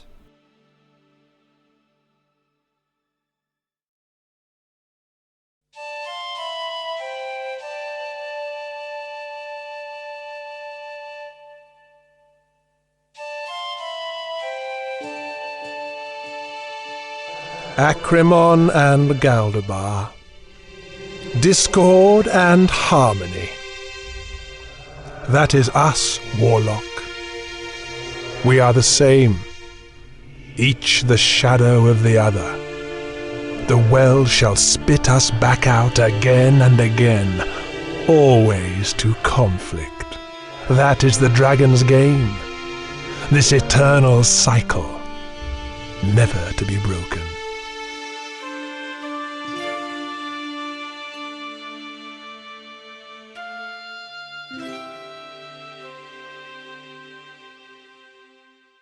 The year is 1461 of the Second Age of Strife, and in a cold, dim corner of war-torn Caloran, a red-headed youth kneels before his father's deathbed. The dying man is yet another victim of the unnatural winter that has gripped their fractured nation, a seemingly eternal night of frigid winds and choking blackness. Some say it is even worse to the south, that the fields are solid ice and birds freeze upon the wing. Others claim that the whole world has been afflicted by these unseasonal sorceries, that the lands of the former Western Empire are thick with frost and famine, and that in the east, the oases of mighty Thardalin have fallen prey to an unstoppable tide of sand and stone. With his last reserves of energy, the shivering old man whispers instructions to his son, telling him to leave Caloran, to journey north to the city of Madrigal, and seek haven with the old man's brother, Andrus. The boy is confused, for he has not seen Mad Uncle Andrus since his childhood, and besides, to travel so far, let alone to travel without company, is unheard of in these dangerous times. Nevertheless, the next morning, his father's spirit begins its journey to Kincathra's well, and the orphaned youth departs for Madrigal. He sees no other travellers on the road, no trading caravans nor gypsies, and it seems to him as if he is the last person alive in this dying world. He finally encounters a fellow soul at the river crossing to Madrigal, a kindly ferryman who takes him onto his craft, and the youth slumps to the deck to fall into a deep sleep.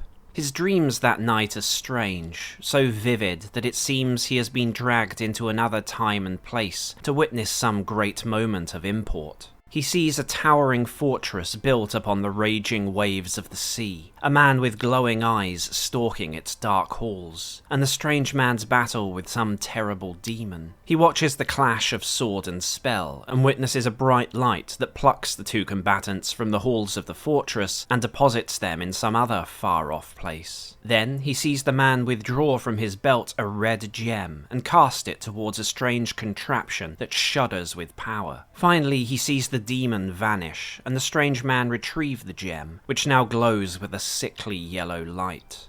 The youth is jolted awake by the ferry's arrival at Madrigal, images of man and demon still fresh in his mind. He asks the ferryman of Madrigal and of his uncle Andrus. The ferryman gives his name, Alice Ham, along with directions to Andrus' cabin, but warns that it is a little way from the much diminished city itself. Ham suggests first visiting the inn in Madrigal's Market Square, where he might find food and rest. Proceeding to Madrigal, the young man receives further directions from one of its residents, a curt and oddly imperious individual who treats the boy as a beggar and sends him on his way. In the inn, he makes the acquaintance of several of the townsfolk, including the innkeeper Will Farshaw, the barmaid Emma, and some traders, one of whom is, to his regret, already familiar to him. The townsfolk treat the visitor from Calaran with suspicion, for strangers are not a welcome sight in Madrigal, when dark things are seen scuttling in the night and hooded figures stalk the roads. One of those present speaks on the young man's behalf, introducing himself as Chant, a ranger who is also a recent arrival to the area. Warming slightly to the newcomer, the townsfolk lament that Madrigal, already greatly reduced since the era of the Three Empires, has been struck by a wave of kidnappings, with the population shrinking by the day. Life goes on, however, and the remaining citizens look forward to the upcoming Festival of Lights, where they make merry around the mysterious Faith Stone at the city's heart. The locals reveal that Andrus was once a soldier, one of considerable rank, and that he and the youth's late father fought together during the battle of strife that followed the collapse of the United Empires. Though nowadays, the eccentric old man apparently speaks of nothing but fairies and the Fae. With most of Madrigal still abed, the youngster heads to Andrus' cabin just outside the city limits. Andrus greets his nephew, revealing that the spirits had told him of events in Calaran, and that he had expected the young man's arrival. Andrus, it turns out, is no madman, but one of the few men left in the world who retains the knowledge of Kincathra's craft, and promises to not only shelter his nephew, but also teach him something of magic. It is a considerable gift Andrus offers, for hundreds of years have passed since the art of the warlock was widely known. Not since the fall of Horath and Talendra have students of magic been abound, and who knows what art is now practiced in distant Thardalin. Magic is a sacred thing, a great gift passed from the world-dreaming dragon Kincathra to her mortal children, and to spurn or abuse it, as the Six did 1,000 years ago, is to invite calamity.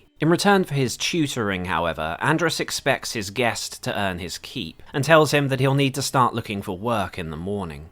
The young man, now a ward and apprentice to Andrus, awakens the next day and acquaints himself with Madrigal's other remaining inhabitants. In the town hall he finds the alderman, Elric, a learned man who knows much of the history of their nation. Madrigal was once part of Great Horath, one of the Three Empires formed after the legendary Harbinger defeated the demon-touched League of Six several hundred years past. The Six were once warlocks, led by the hero Beric Silvermane, but according to legend, their arrogance came to outstrip their ability, and the spirit servants of Kincathra descended to Rathena to punish the League for their blasphemy. Yet during the subsequent battle, the greatest of these spirits entered the body of Beric Silvermane, and found itself overcome with the ecstasy of the flesh, becoming Scorn, the bringer of strife, first among the demonic revenants. Scorn bade his fellow spirits join in the feast, and the League of Six were reborn as the corrupted, capricious, and unfathomably cruel demon lords. The Six ruled Rathena for hundreds of years, until three of their human apprentices, the warlocks Horath, Talendra, and Thardalin, sought a means to overthrow them. They found it in the form of a young boy powerful in all elements of the craft. A boy some say was of Kincathra's blood, and others whisper had been possessed by those spirits that had rebelled against Scorn and the Six. Under the tutelage of the warlocks, the boy became known as Harbinger, the hero who rallied humanity against the demon lords, and in the 50th year of his life, Harbinger led an assault on the throne of the Six, the fortress of Galdan Thor. With him he carried the heart of Kincathra, an artifact capable of trapping the demonic souls of the Revenants, and Messenger, a sword crafted from the tooth of the Mother Dragon. Harbinger slew 5 of the 6, but vanished in the midst of his battle with Scorn. To this day, no mortal knows the true outcome of that fateful clash, only that Harbinger was surely triumphant, for Galdan Thor sank beneath the waves, and the forces of darkness were seemingly quiescent for ages thereafter. Though Harbinger was gone, his teachers, lieutenants, and apprentice survived, founding 3 empires that were united in their desire to protect Rathena from future threats. Horath ruled much of the western lands, Talendra the south, and Thardalin the east. Harbinger's apprentice became the Great Warlock, who would watch for the return of the Six, passing their craft to an apprentice who, in turn, would take their place when they passed. The three empires kept the peace for hundreds of years, yet the Day of Despair brought this golden age to a close. For in the year 1352, Horath's royal bloodline was erased, and Talendra's capital annihilated in a magical cataclysm, plunging both empires into a series of ruinous civil wars. Tamaran, the last of the Great Warlocks, vanished soon after, and it was not long before distant Thardalin stood alone as the last of the United Empires. Thus, in the century since the Day of Despair, have Caloran, Madrigal, Shadowguard, Ravenscar, Tortalaran, and countless other cities across Rathena fallen to famine, war, or dark sorceries. Yet as fond as Elric is of recounting Rathena's history, as Madrigal's town elder, his chief concerns for now are the recent disappearances, as well as rumours of some sort of bandit chief gathering an army of outlaws outside the city walls. Leaving the town hall, Andrus Ward explores the rest of the depopulated city. In Madrigal's southern square, the red-haired youth meets Melissa, a fortune teller, who addresses the youngster as Spirit Singer, and observes that there is a touch of destiny about him. On the path back to the eastern river is the local blacksmith, Hammer, a friendly fellow rumoured to have once been a soldier in some distant land. Far less amiable is the apothecary Bartholomew, the same sneering man encountered when the ward first arrived in Madrigal. Bartholomew has not been in town for long, but has already earned a reputation as a cheat and a liar who views the other citizens as beneath him, unless they prove otherwise. The last individual of note in Madrigal is Jake, an estate owner the locals say is unusually well-travelled and well-informed on events occurring outside the city. Heading into Madrigal's mostly abandoned farmlands, Andrus Ward discovers that the bandits have been kidnapping the townsfolk and putting them to work in a nearby mine, ensuring their compliance with some sort of spell of enslavement. The young hero slays the bandits' leader and breaks the spell controlling the townsfolk, leading them to freedom and earning the respect of the locals. Elsewhere, he tangles with a hooded, red-eyed figure identified by Chant as one of the Ral, foul creatures that were once in service to the late League of Six. Soon the ward also comes into conflict with assassins, all bearing a strange ring engraved with the symbol of 3 knives. And in a hidden grove, the youth finds a large stone, much like the one standing in the centre of Madrigal, from which a strange voice emanates. Addressing Andrus Ward directly, it identifies itself as a speaker from the past, and talks of a hex, a tome, and a darkness beneath the city of Ravenscar. When the youth returns to his uncle, Andrus reveals that the task he set his nephew was merely a test of their willingness to assist those benighted by evil. Now confident in both his ward's good character and their aptitude for the craft, Andrus gifts his apprentice with a magical compass, but warns him that to further his training, he must seek out the Library of Wisdom, a repository of knowledge that lies, most coincidentally, in cursed Ravenscar. In the City of the Dead, the ward finds the corpses of many foreign adventurers, the nature-worshipping bloodkin, as well as the spirit of a sacrificed noblewoman. Avenging the people of Ravenscar and the bloodkin warriors, the youth battles his way through on-living servitors to reach the man responsible for the city's fall, the mad bishop Morton. Andrus Ward slays the bishop, whose departing soul reveals that his madness was brought about by the seductive power of 2 ancient artifacts, the Staff of Law and the Tome of Hades. Morton had been entrusted with the staff by Tamaran, the last of the Great Warlocks, and soon discovered the Dark Tome, which held the answers to the mysteries of magic. Morton had been corrupted by his attempts to unlock the secrets of the craft, but even in his madness he kept the 2 artifacts out of reach of the forces of evil. Returning with the staff to Madrigal, the young hero discovers that the Festival of Lights has begun, and the celebrating locals tell their unlikely saviour to make a wish upon the Faith Stone.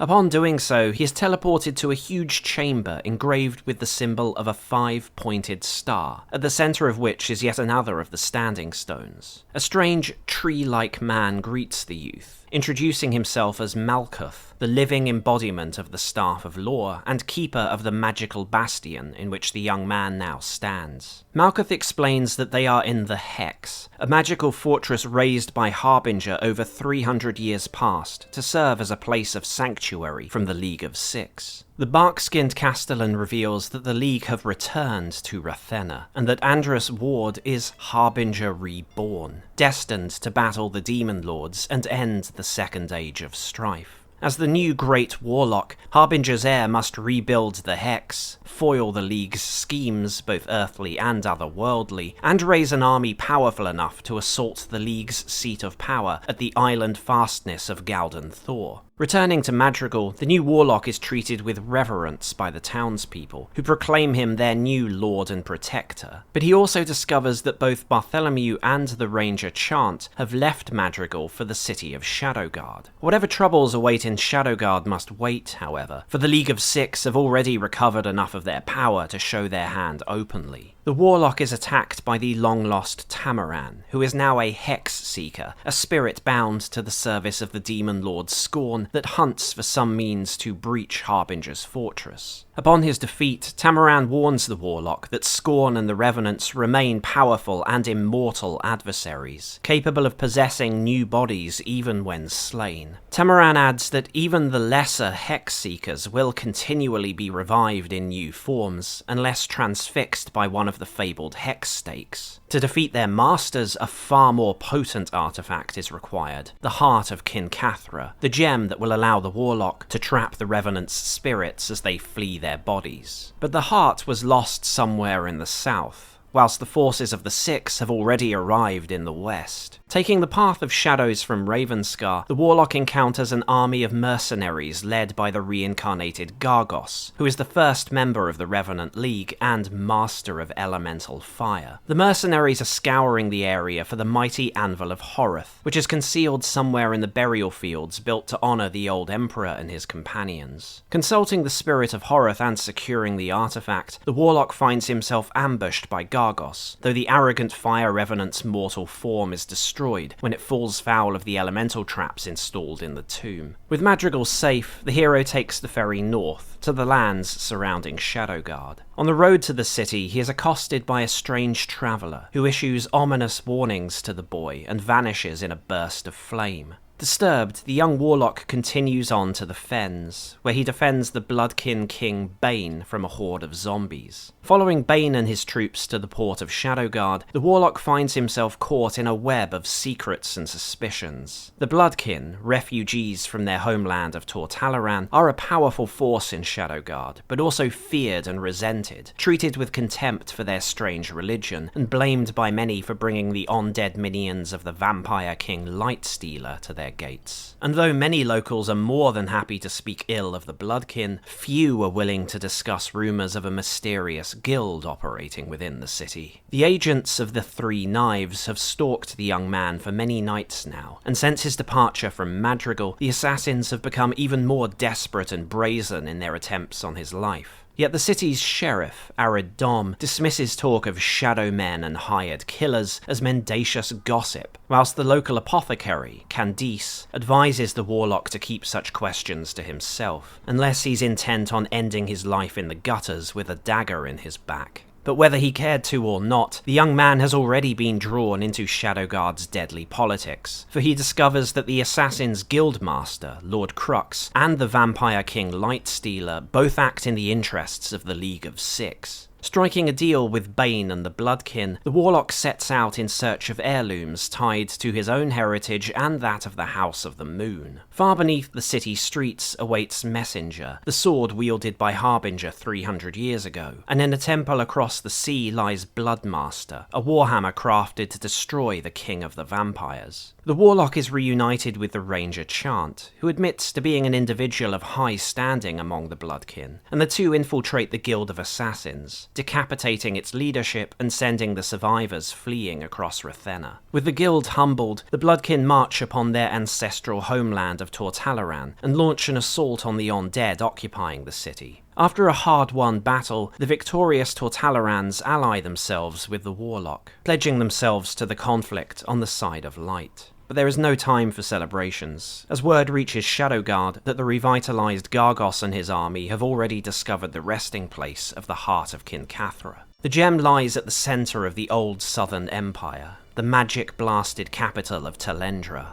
Teleporting to the ruins, the Warlock bonds with the heart and uses its powers to imprison Gargos' spirit within himself, marking the defeat of the first of the 6 Revenants and the Warlock's ascension to Soulbringer. Now capable of travelling not only across Rathena, but also into the border realms that straddle the worlds of mortals and spirits, the Soulbringer is finally capable of striking directly at the League. Defeating the rest of the Demon Lords will be no easy task, as they have been planning their return to the world of man for many generations, and the seeds of their dark work have borne fruit. Their minions already strike at the Palace of Souls, the barrier that separates Rathena from Kincathra's well. Were they to gain control of the well, the League would acquire power over all life and death in the mortal lands and beyond. For one of the living to access the well, they must pay their way with the coins of the lost, tokens of gratitude from souls denied entry to the next life. These chained spirits are scattered across time and space. One labours in the infernal mines of Asmodeus, desperate to be reunited with his lost love. Another is the plaything of the cruel queen of the Fae. And another battles his own corrupted brothers in arms, who are now slaves to Necronom, Revenant Master of Ghosts. And the League's influence over the material world is an even more pressing danger, for Galdan Thor cannot fall without the strength of all the armies of man, the heirs of Horath, Talendra and Thardalin combined. But the Dragon Guard of ancient Thardalin are no allies. They have been raiding far afield from the borders of their homeland, spurred to action by a crisis at the heart of the last empire. What was once the jewel of the East has become a grim despotate of misery and want. The Warlock learns that the current Empress, Cerebella, had been a curious and warm-hearted child, but somehow grew into a tyrant obsessed with alchemy and artifacts. In the years since her ascension to the throne, Thardalin has turned from lush farmland to jagged rocks and dry sand, a wasteland that seems to spread outwards from the capital itself. Cerebella's court is dominated by petty and power-hungry courtiers, and many of her subjects have fled the city to join the ranks of an apocalyptic cult that hides in the deep deserts. The armies of the Hex are not prepared to challenge Galdan Thor until Thardalin has been brought to heel,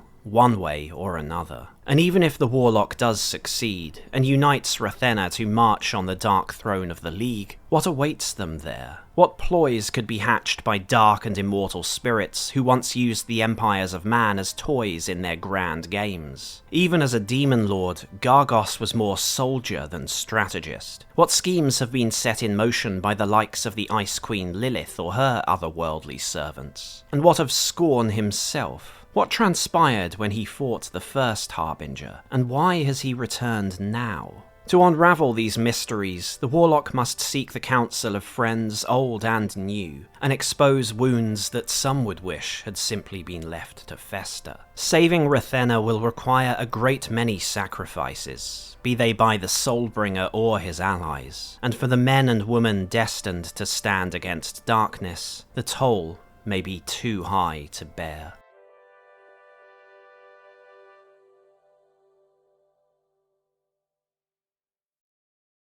Despite how often the Ultima series was cited as a model for Soulbringer, I couldn't find any interviews in which Gremlin referenced the adventures of the Avatar as having played much part in the game's story or world building. That doesn't mean it didn't have some role to play. If in 1996 Gremlin's goal was to make Ultima 8 or 7 or 6 in 3D, then the general concept of Soulbringer as a CRPG must have been formulated in the context of Origins games. But Paul Green, who was credited as writer and designer, had prior to Soulbringer worked on Realms of the Haunting, and before that Hero Quest 2, both of which were, for most members of the Soulbringer team, the only relevant experience they'd had with fantasy games at the outset of development. In addition to this, I have a vague memory of Stephen McKevitt stating that some of the ideas Green had conceived for his original, more ambitious vision of Hero Quest 2 would be repurposed for the RPG project, though I've since lost that email, and whether this was in reference to gameplay or story, I don't quite recall. So whilst we can say with confidence that Ultima was a source of inspiration for the game's overall design, when discussing its writing and role-playing, it's probably best to first focus on media that Gremlin explicitly cited as influences on Soulbringer. Unfortunately, to a lot of reviewers, the first of those aspects wasn't exactly the game's most compelling attraction. PC Gamer US had little positive to say of the writing, and went as far as to argue that the game barely even had a plot, dismissing it as the usual bunch of undead greater evil beings terrorizing a generic fantasy world. The former criticism can't really stand. To say that Soulbringer is completely lacking in story, even in comparison to its competition, is going too far, but the latter complaint, that Rathena and its perils could be tediously familiar to anyone acquainted with the fantasy genre, was a pretty widely held belief. As we heard earlier in the video, Gremlin were honest about their ambitions for the writing, saying it was an unashamedly earnest tribute to the epic fantasy genre. Paul Green admitted to Edge magazine that Soulbringer would be steeped in both the heritage and cliches of fantasy role-playing. In that interview and others, Green and later producer Don Kirkland did clarify that they wanted to avoid some of the more obvious trademarks of high fantasy, traditional elves and dwarves for example, and instead focused more on the darker elements of fairy tales and demonology. In other words, Soulbringer was a fantasy game, and proud of it, just with a slightly different spin to Dungeons & Dragons or the like. Back at the start of the video, I mentioned the specific literary influences Gremlin cited during development, and you can certainly see their mark on the final game. Lord of the Rings was brought up several times by the producers, though Green himself actually stated he was trying to avoid, quote, that Tolkien stuff, unquote. Wheel of Time, which was already up to its 6th or 7th entry when Soulbringer entered development, was also mentioned by name. Those two series alone could easily account for a considerable amount of material in Gremlin's game, not least the body-snatching antagonists and their servants, such as the hooded, olfactorily gifted Ral and the 4, or is that 5, corrupted Hex Seekers. Whilst typing out this script, I was struck by the recollection that HeroQuest II, also written by Paul Green, was heavily criticised for not distinguishing itself from its inspirations, with Amiga magazine The One complaining that it was sick of reading stupid generic fantasy names like Sorasil. Nearly 5 years later, several PC reviewers would be echoing this complaint, and I can certainly imagine someone's eyes glazing over as they're assailed by Soulbringer's not entirely original background lore.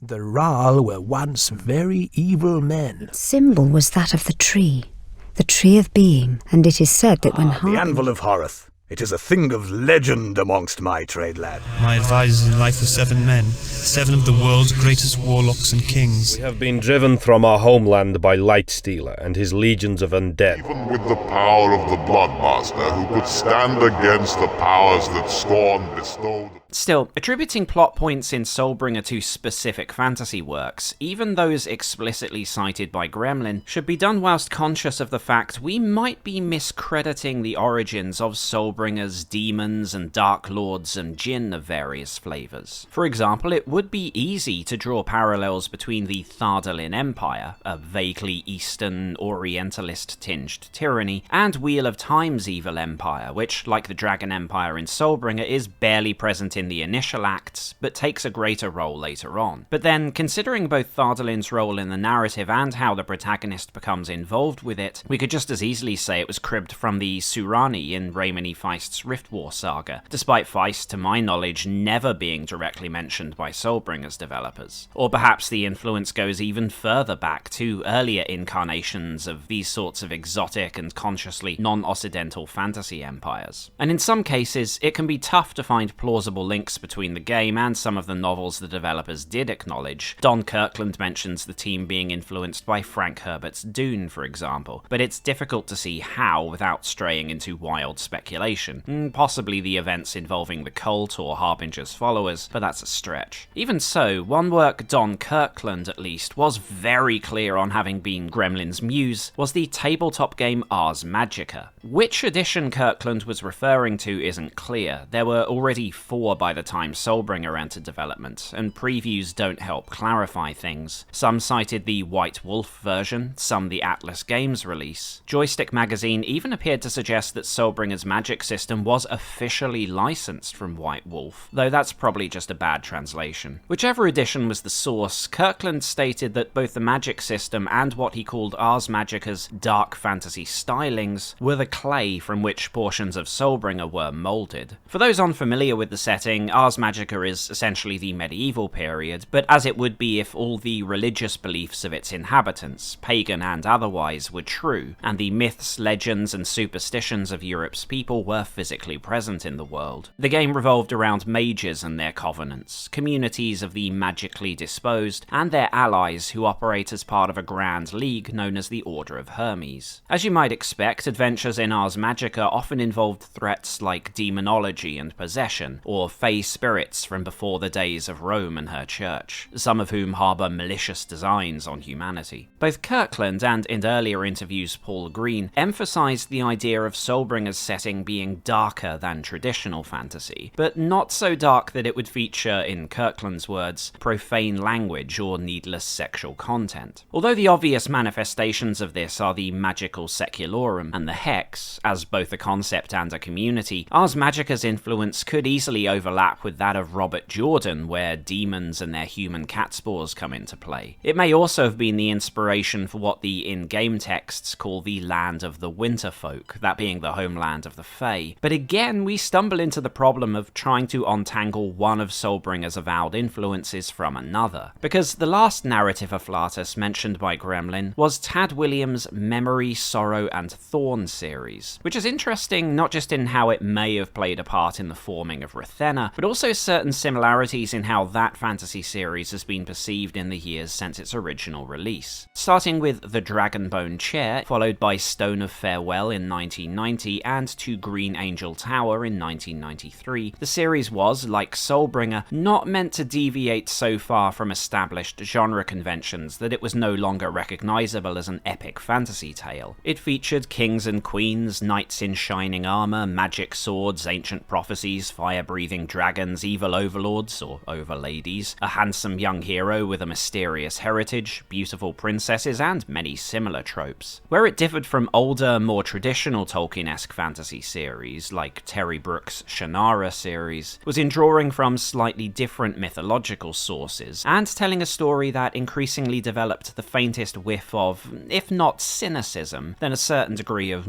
pragmatic realism. Heroism came neither easily nor without terrible cost. Chivalric icons, whether knights, nobles, or maidens, were somewhat less than paragons of virtue, and history, omens, and idealism turned out to be far more treacherous than they first seemed. It's certainly possible that, having been referenced by Kirkland, certain aspects of Williams' world of Osten Ard inspired Soulbringer's setting, the most likely candidates being the Fae, the twin swords Galbada and Acramon, and some facets of the League of Six and their servants. But once more, the problem here is that had Kirkland never referenced Memory, Sorrow, and Thorn, we could just as easily see parallels between, say, the not-elves of Soulbringer's world, whether they were called Fae, She, Elflanders, the Fair Folk, or any number of variants on the same theme, and one of the other fantasy works he or Paul Green mentioned in previews. So personally, I think the second, and more interesting parallel, is in how Tad Williams' series was also overshadowed by its competition. Although at the time of its release, the Osten Ard trilogy was a huge success, it had the misfortune of starting just 2 years before Robert Jordan's Eye of the World was published, a series that from then onwards would receive new entries almost yearly, well past the end of Williams' trilogy. Then, in 1996, at roughly the same point Soulbringer entered development, and about 2 or 3 years after To Green Angel Tower ended the story of Osten Ard, George R.R. Martin's Game of Thrones arrived. With Wheel of Time, A Song of Ice and Fire, and various other fantasy works gaining in popularity, Memory, Sorrow, and Thorn would slip from the public consciousness, and aside from a handful of short stories and novellas, Williams would not formally return to the world of Osten Ard until 2017's The Witchwood Crown. As new generations of readers entered the fantasy market, the Osten Ard trilogy became increasingly viewed as an also-ran, lost among countless other epic fantasy works of the 90s and 2000s. 2000s. Thus, despite George R.R. Martin explicitly acknowledging the Osternaard books as a major inspiration for his own, more overtly grim and anti-heroic fantasy setting, among casual readers of fantasy, Tad Williams' series erroneously gained a reputation as just another fantasy copycat following in the wake of other authors, a C-lister below the likes of Eddings or Goodkind.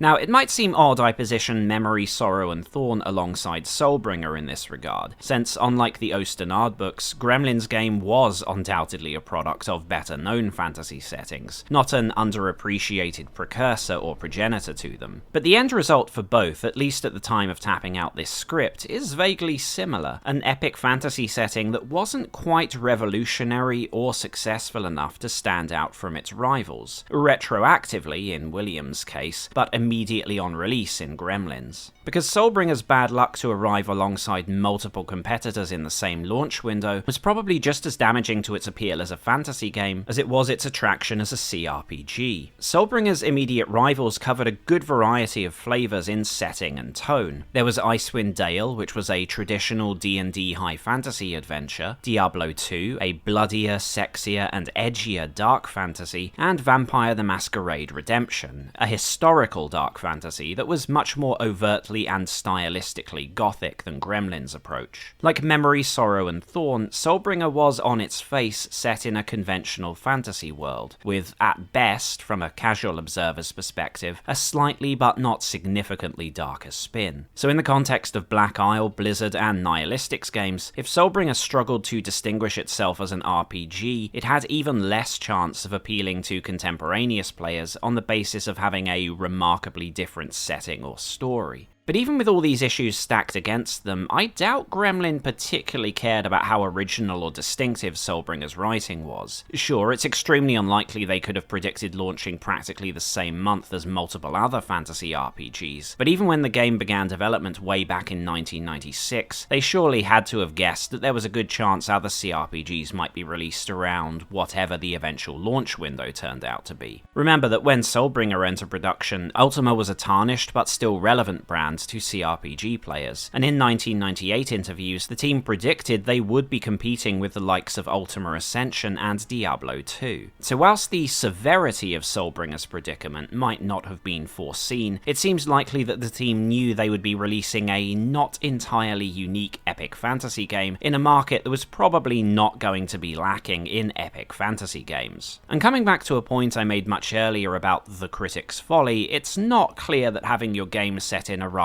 generic or unoriginal fantasy world was as detrimental as was often claimed. Some of you watching might remember a comment made in the late 90s by Interplay CEO Brian Fargo, in which he pointed out that commentators loved to complain about the abundance of elf and orc-centric fantasy worlds, but consumer trends indicated that generic high fantasy was still a safer bet than less familiar settings. So based on their statements in previews, Gremlin knew Soulbringer was still essentially a fantasy game, and we can infer they knew Rathena was not going to seem all that different to the backdrop used in rival fantasy role-playing games. Based on reading pre-release interviews, it seems that Paul Green's interest was less in writing something revolutionary, but putting a slight twist on how that story was told, or rather, how the player earned the right to that story. In his Edge interview, Green stated that Gremlin wanted to forego the convention of introducing the world of Rathena by dumping several dozen pages of background lore on the player before they'd even started the game. Instead, he claimed, players would start Soulbringer with only a vague sense of the Harbinger myths and some knowledge of local folklore, without being overwhelmed by too much backstory, then uncover more details as they explored Madrigal and the surroundings. The game would then shift to what was heavily marketed as a major feature of Soulbringer, which was the game's reactivity. Press releases and previews had pushed the concept of intelligent NPCs, controlled by what they called a hierarchical artificial intelligence framework, which ensured inhabitants of Rathena could act both independently and in response to the player's actions. One example given early on by an unnamed Gremlin representative, I'm assuming producer Kim Blake, was of a scenario in which a merchant was engaged in haggling with another NPC, but upon being approached by the protagonist, they would cease conversing with the first NPC and reluctantly interact with the player character instead. Once the player ended the conversation, the merchant would try to relocate the original original NPC and resume negotiations. In other previews, it was indicated that NPCs might wander off and be attacked by monsters, or decide to help or hinder the protagonist based on their priorities at that time. Gremlin frequently cited examples of how towns and cities would develop over the course of the player's adventures, such as a small band of followers gathering around their home base in the early game, which would eventually develop into a thriving community of various races from across Rathena, allied under the player's banner. Paul Green and Don Kirkland often mentioned their intent to give the player a real sense of accomplishment, rewarding them for their successes not just in loot and experience, but in unveiling more of the background lore and illustrating how their adventures were shaping the present. That would in some ways match how Gremlin seemed to have approached the gameplay, that there was an element of mystery to things, and that the player had to seek out answers rather than have them delivered to them. And based on feedback from May 2000 onwards, Gremlin seemed to have at least been fairly successful in their goal of communicating to players how Rathena was being moulded by their actions. Both professional reviewers and Usenet posters mentioned the various instances of how NPCs showed some degree of awareness of the player's previous actions. If the protagonist flirts with Emma, for example, and then talks to Will Farshaw, the innkeep will warn the young man to stop leading the girl astray, and when spoken to again, Emma herself will act rather less coquettishly towards the player. Whilst on a larger scale, liberating the Madrigal diamond mines will result in the town and surrounding farms being repopulated by its citizens. But Green's strategy of drip-feeding story and world-building to the player seems to have been much less successful, and the problems present there overlapped with what turned out to be deficiencies in the late game's reactivity.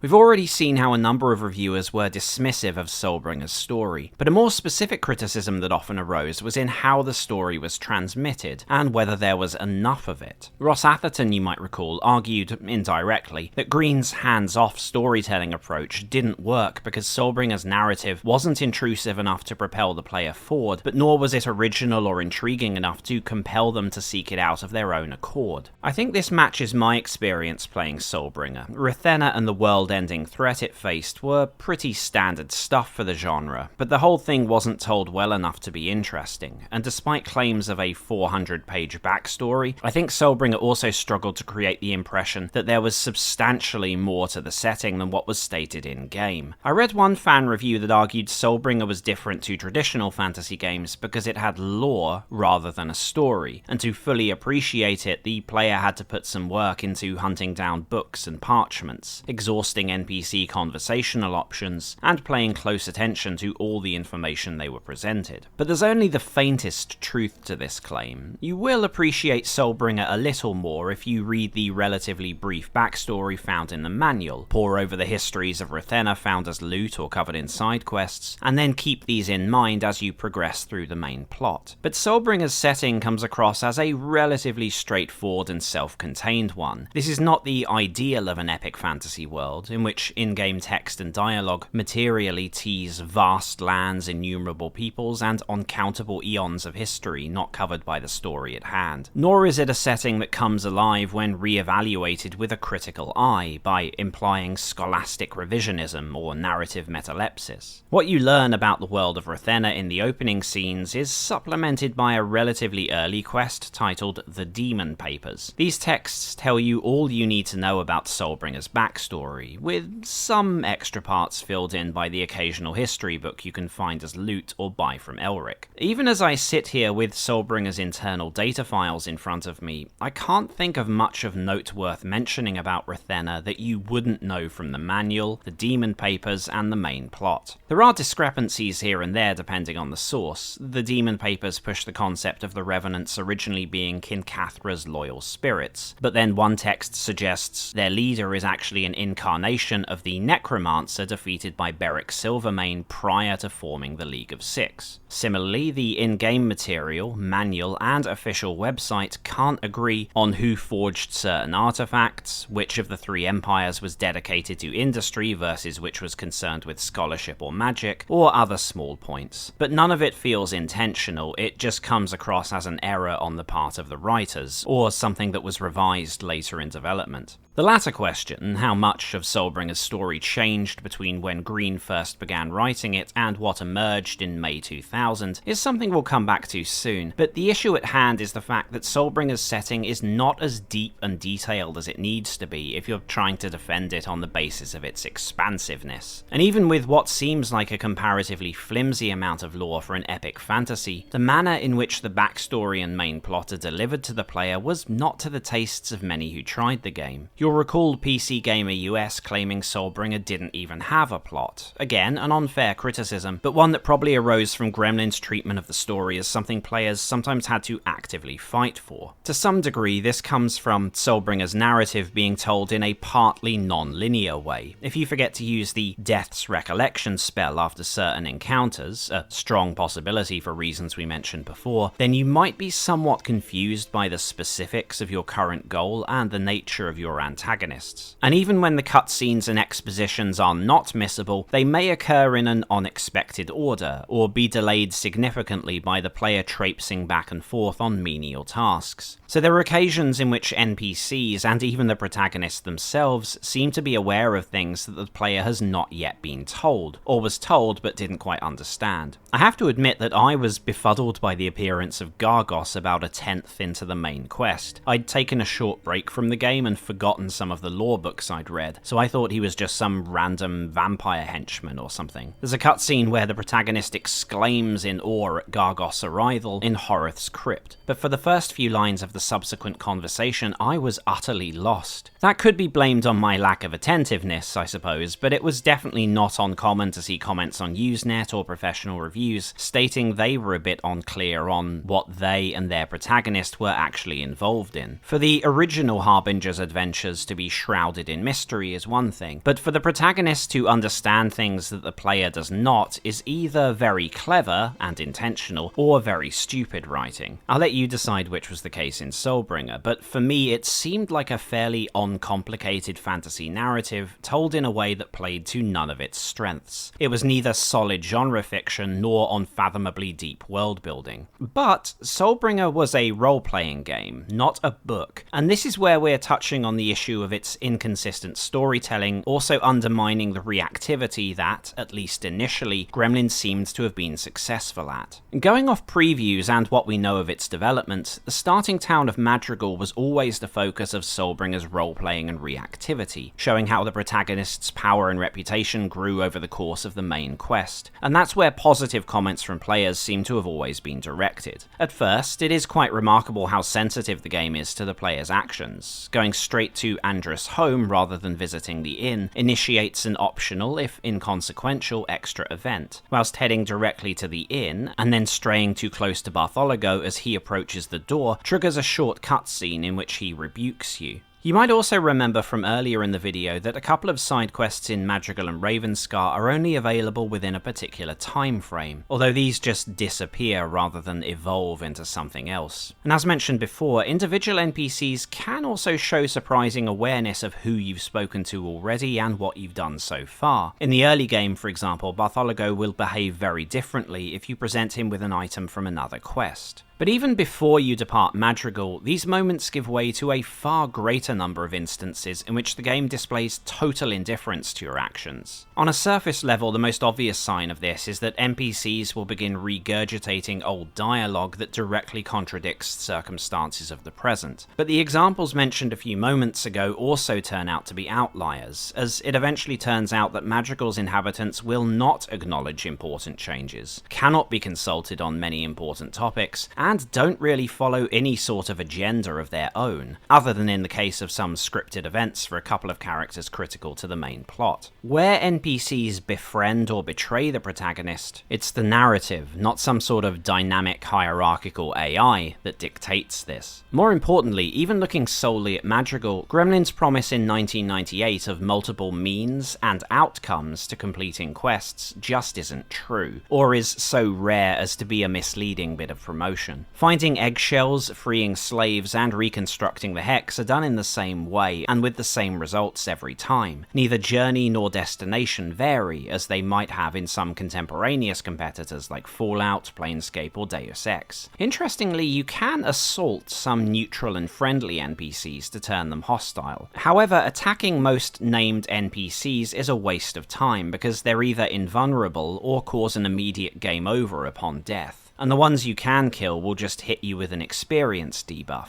This even happens with the evil Fey Queen if you manage it, so I question the purpose of any NPCs being killable at all outside a particular Easter egg. Although there's no direct evidence, it could be that Gremlin did want to give the player a bit more leeway for acting in bad faith, like in the Ultima games, but then reversed themselves. As to why, one possibility is that they wanted to avoid a potential backlash from media or rating agencies to an evil playstyle. Although described as dark fantasy by Gremlin, Soulbringer is a relatively safe title when it comes to sexual or violent content, permitting dismemberment and decapitation, but nothing truly obscene like nudity. In its sexual mores, the game is a long way from Diablo, Ultima, or even VTM Redemption, though in the context of its literary forebears is a middle-of-the-road deviant. David Eddings famously joked that Tolkien's female characters seemed to start at the crown but stop at the neck, and though Soulbringer concedes that women might possess the occasional point of interest below the collarbone, it's otherwise fairly chaste. There are no Martinite descriptions of fat pink masts, nor Williamsian NTR subplots. There is a brief section wherein your avatar can become the plaything of the Fey Queen, but this isn't nearly as exciting as it sounds. For the entirety of his adventures, the protagonist remains mercifully untainted by the touch of Eve. But I think the lack of opportunities for murder and mayhem is just as likely down to practical reasons as it is prudishness or fear of censorship. Most of the characters present in Madrigal are utilised in not only the opening sections, but also numerous quests and cutscenes from Shadowguard onwards. What seem at the start of the adventure to be mere side quests are actually part of main quest progression, and permitting the player to enrage or execute even a very minor shopkeeper would mean having to account for this when scripting several important exchanges in the mid and late game. Hence, I'm assuming that at some stage of production, players were probably meant to be able to aggravate, steal from, and maybe even kill various NPCs, but these options were curtailed and left open only in cases of abusing mostly irrelevant characters. Whatever their original intent, it's another minor role-playing feature that seems to have been added but never properly cultivated, and then tossed in a pile of similarly underdeveloped innovations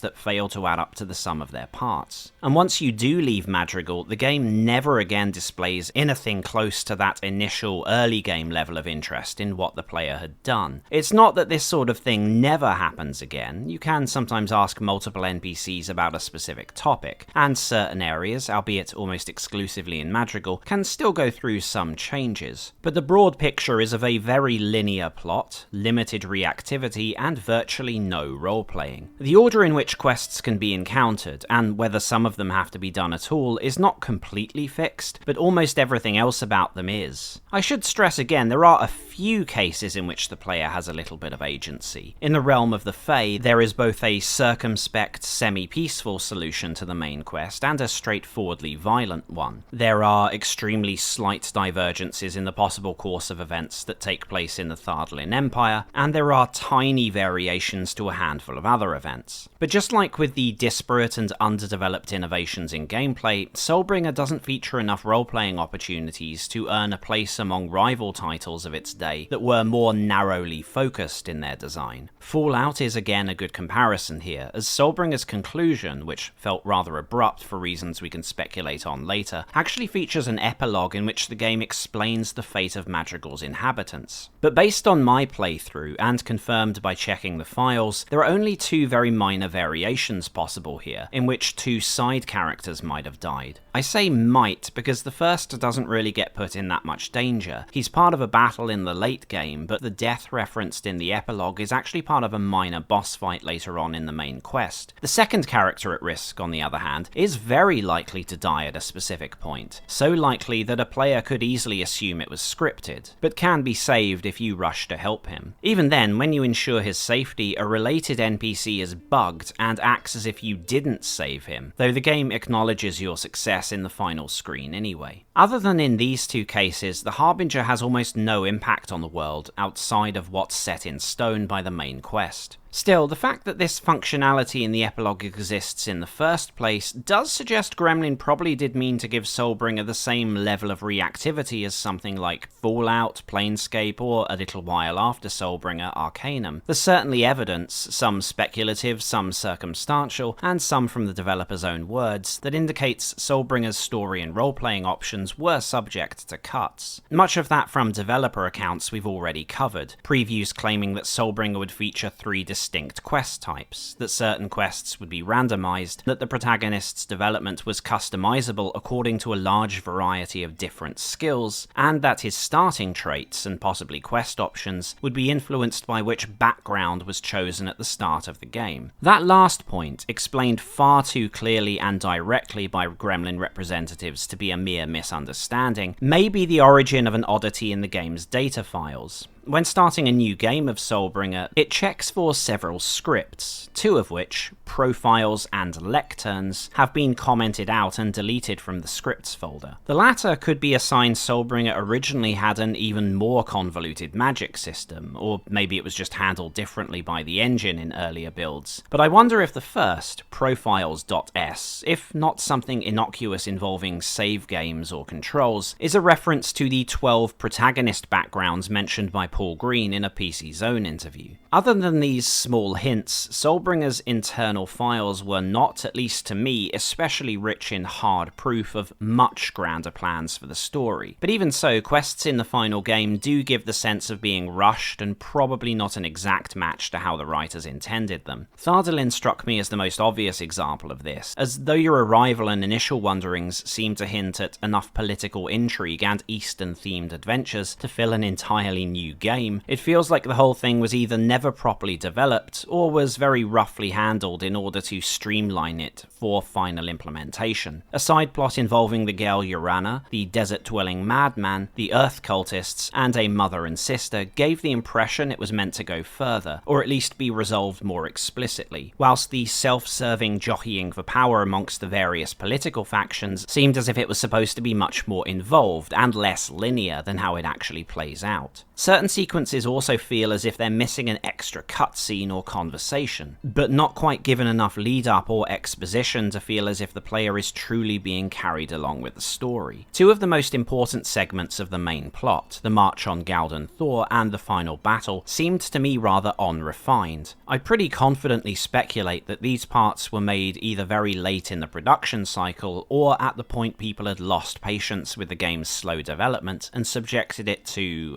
revisions so it could actually be finished. On top of possibly leaving things on the cutting room floor, some elements of the plot might have been switched around or merged with others. In earlier interviews it stated that the narrative was divided into 8 distinct chapters, but in later articles this has turned into a 5-act structure. The final game is subdivided according to the latter framework, but there seems to be no consistency to the size or length of each act, suggesting that this probably wasn't the exact structure originally intended. Another clue is, in other cases, especially in the other realms, it's as if Gremlin couldn't figure out how to properly integrate some of the key figures into the main plot. Necronom in the Garden of Souls and Asmodeus and his brother in the Infernal Mines all have very tenuous links to the central narrative. The realm of the Fey Queen also seems a bit random, even with a connection to Madrigal, but here at least there's less speculative evidence of cut or rewritten content. On Soulbringer's old pre-Anthrogram website, it's explained that the Fae were once allies of the Revenants, this being due to a shape-changing chimera, who is female in this iteration of the story, taking the form of the Fae's Dryad Queen, then using this deceit to enslave the Fae's sacred tree and force them into servitude. In the final game, I don't recall or see in the script any mention of this. No Dryad Queen, no chimera forcing them into service, no sacred tree tree. The Fae are described as former allies of humans who have become increasingly cruel, petty, and isolationist, ruled by a queen who acts much like the capricious fairies of darker folklore. And aside from a couple of brief, likely figurative references to a tree of being in the early game, the only role trees have in Soulbringer is occasionally screwing up the Harbinger's pathfinding. That's not the only case in which we have some hard evidence of apparent cuts. There are several unused portraits in the game files, presumably NPCs or enemies that were removed, and in Soulbringer's E3 1998 press release, it's claimed that the Warlock's quest will involve, quote, ridding the mythical land of dragons and other unsavory characters, unquote. But no dragons exist in Rathena, physically speaking anyway, so you can't very well rid the land of them. PC Gamer, either by coincidence or perhaps due to the reviewer's excellent memory, complained of precisely this point, that the final game featured plenty of mundane fantasy enemies, but no giant winged lizards. These hints of rushed, half-finished, or inconsistent writing can probably be linked to Patrick Phelan's comment that during development, Soulbringer as a game wasn't meshing with the script Paul Green had written, which Phelan recalled as, quote, something about spies, something about souls being reincarnated, and gods. Considering that Don Kirkland apparently joined the team about 2 years into development, and is given credit for writing and story alongside Green, it's probable that in his role as producer, Kirkland rewrote elements of Green's script, possibly to try and align it with however much of the game had already been made. Kirkland, who was apparently himself very involved in the historical medieval hobbyist scene, also might have drawn from different literary and tabletop inspirations to Green, which would help explain some of the small inconsistencies in this area when reading pre-release interviews. And on top of whatever changes in direction occurred between 1996 and 1999, there may have been further cuts or revisions to whatever state the game was in once Anfragram took over. Putting all that together, we can see how, just as with the gameplay, Soulbringer's story and role-playing had the makings of both an epic fantasy tale and an immersive non-linear CRPG. But due to development issues, it arrived on the market looking like a lost heir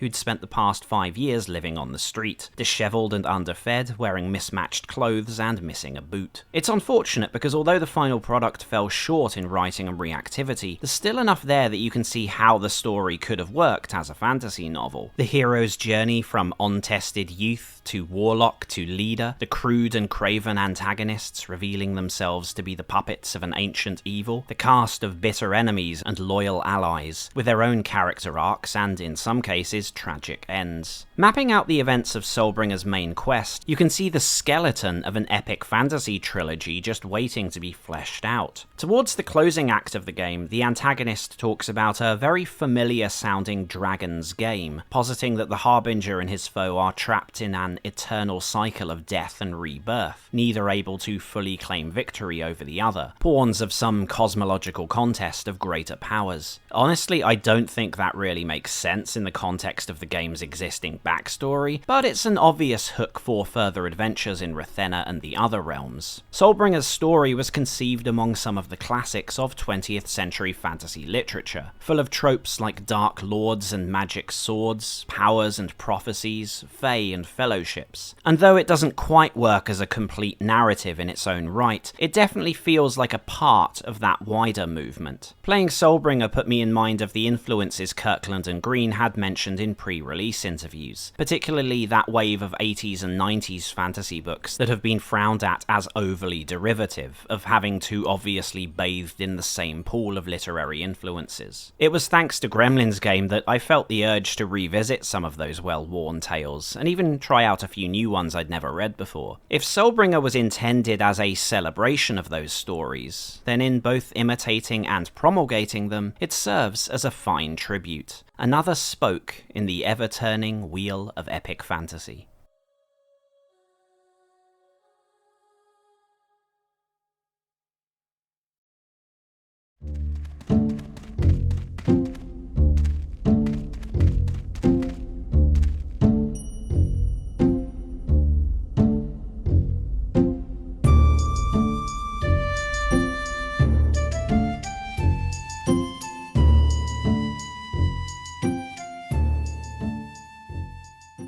Gremlin Interactive produced many well-regarded titles in their time, and finding retrospective articles on games like Zool, Actua Soccer, or Realms of the Haunting isn't too much of a struggle. Paul Green has been interviewed about Realms on more than one occasion, and Mark Hardesty's book is full of lengthy anecdotes from staff concerning the development of everything from Hard War to Loaded. But Soulbringer has been given only a fraction of the attention granted to many other Gremlin games, and on the few occasions its creators have spoken about it, or at least the few occasions I was able to dig up, they seem dismissive of its legacy. Patrick Phelan, who by his account was one of the RPG project's early champions at Gremlin, admitted in Hardesty's book that the game should never have been made. James Sutherland has also commented negatively on the quality of the final product, and Stephen McKevitt, who insists the game had been a true labour of love when it first entered development, has positioned Soulbringer as evidence of Gremlin's poor fortunes in its final days. That helps explain why there's frustratingly little information to be found about Soulbringer online, and why what does circulate is sometimes in error. Bitmap Publishing's The CRPG book, for example, defamatorily implies that Soulbringer was produced by a French team, citing this as justification for the game's weirdness. It's sad that so much of the background to Soulbringer's development has been left unspoken. This was a hugely ambitious title that was in development for nearly 5 years, and into the bubbling cauldron of its production was poured the passionate labour of many different talents. Soulbringer could only be created by a combination of fantasy enthusiasts, artists skilled in both illustration and animation, and programmers operating in areas that were, at the time, still very new to CRPG designers. I find it difficult to believe there aren't a few stories worth mentioning, a few mysteries to be unravelled. Will we ever see Paul Green's supposed 400-page backstory? What happened to the character backgrounds and randomised quests and other innovations mentioned in early previews? And most importantly, who in Gremlin's PR department thought it was acceptable to use the phrase rock and roleplay? Despite its faults, from bad controls to half-implemented mechanics to an unvarnished story, Soulbringer deserves at least some attention both as a game and as an attempt on Gremlin's part to break into a genre with which they had limited experience. A must-play or a historically significant CRPG it is not, but it can be said to constitute an epic fantasy adventure with most of the basic features in narrative and gameplay you'd expect of such. This is why it's a shame the GOG release of Soulbringer isn't as final as it could be, partly because of unfixed, potentially game-ending bugs from the original release, and partly because of its imperfect porting to modern OSs. I'm not entirely sure who owns the rights to Soulbringer now. Apparently Ian Stewart regained them for a while, but they may have gone elsewhere since then, so whether further updates to the digital editions are possible or not, I don't know. But I hope Soulbringer does get at least a slight bit of extra polish, whether from fans or the publisher, because even if the story behind the making of Soulbringer is permanently lost to time, there's no reason to let the product of this work go uncared for. When I was asking Steve McKevitt about Soulbringer's quasi-predecessor, HeroQuest 2, he mentioned being surprised by the fact that videos covering the game existed at all, and joked that at the time it was made, absolutely no one who worked on the title had been paying much thought to its legacy. Still, it can't be that of the 40-ish people who, in some cases, put years of their lives into making Soulbringer, none of them would like to see a few more people immerse themselves in the world of Rathena. Whether those players know or care how the game came about, they'll all experience the final result of that work. The world, the music, and the mechanics. For those who played Soulbringer back at release, their most enduring memory seems to be of the opening scenes. The crunch of boots on frozen ground, snowflakes drifting by, and the warm glow of hearth fires spilling out of windows to gently illuminate the sleepy town of Madrigal. Even if its creators never say another word about the game, that's how many remember Soulbringer. And I think that's how I'll remember it too.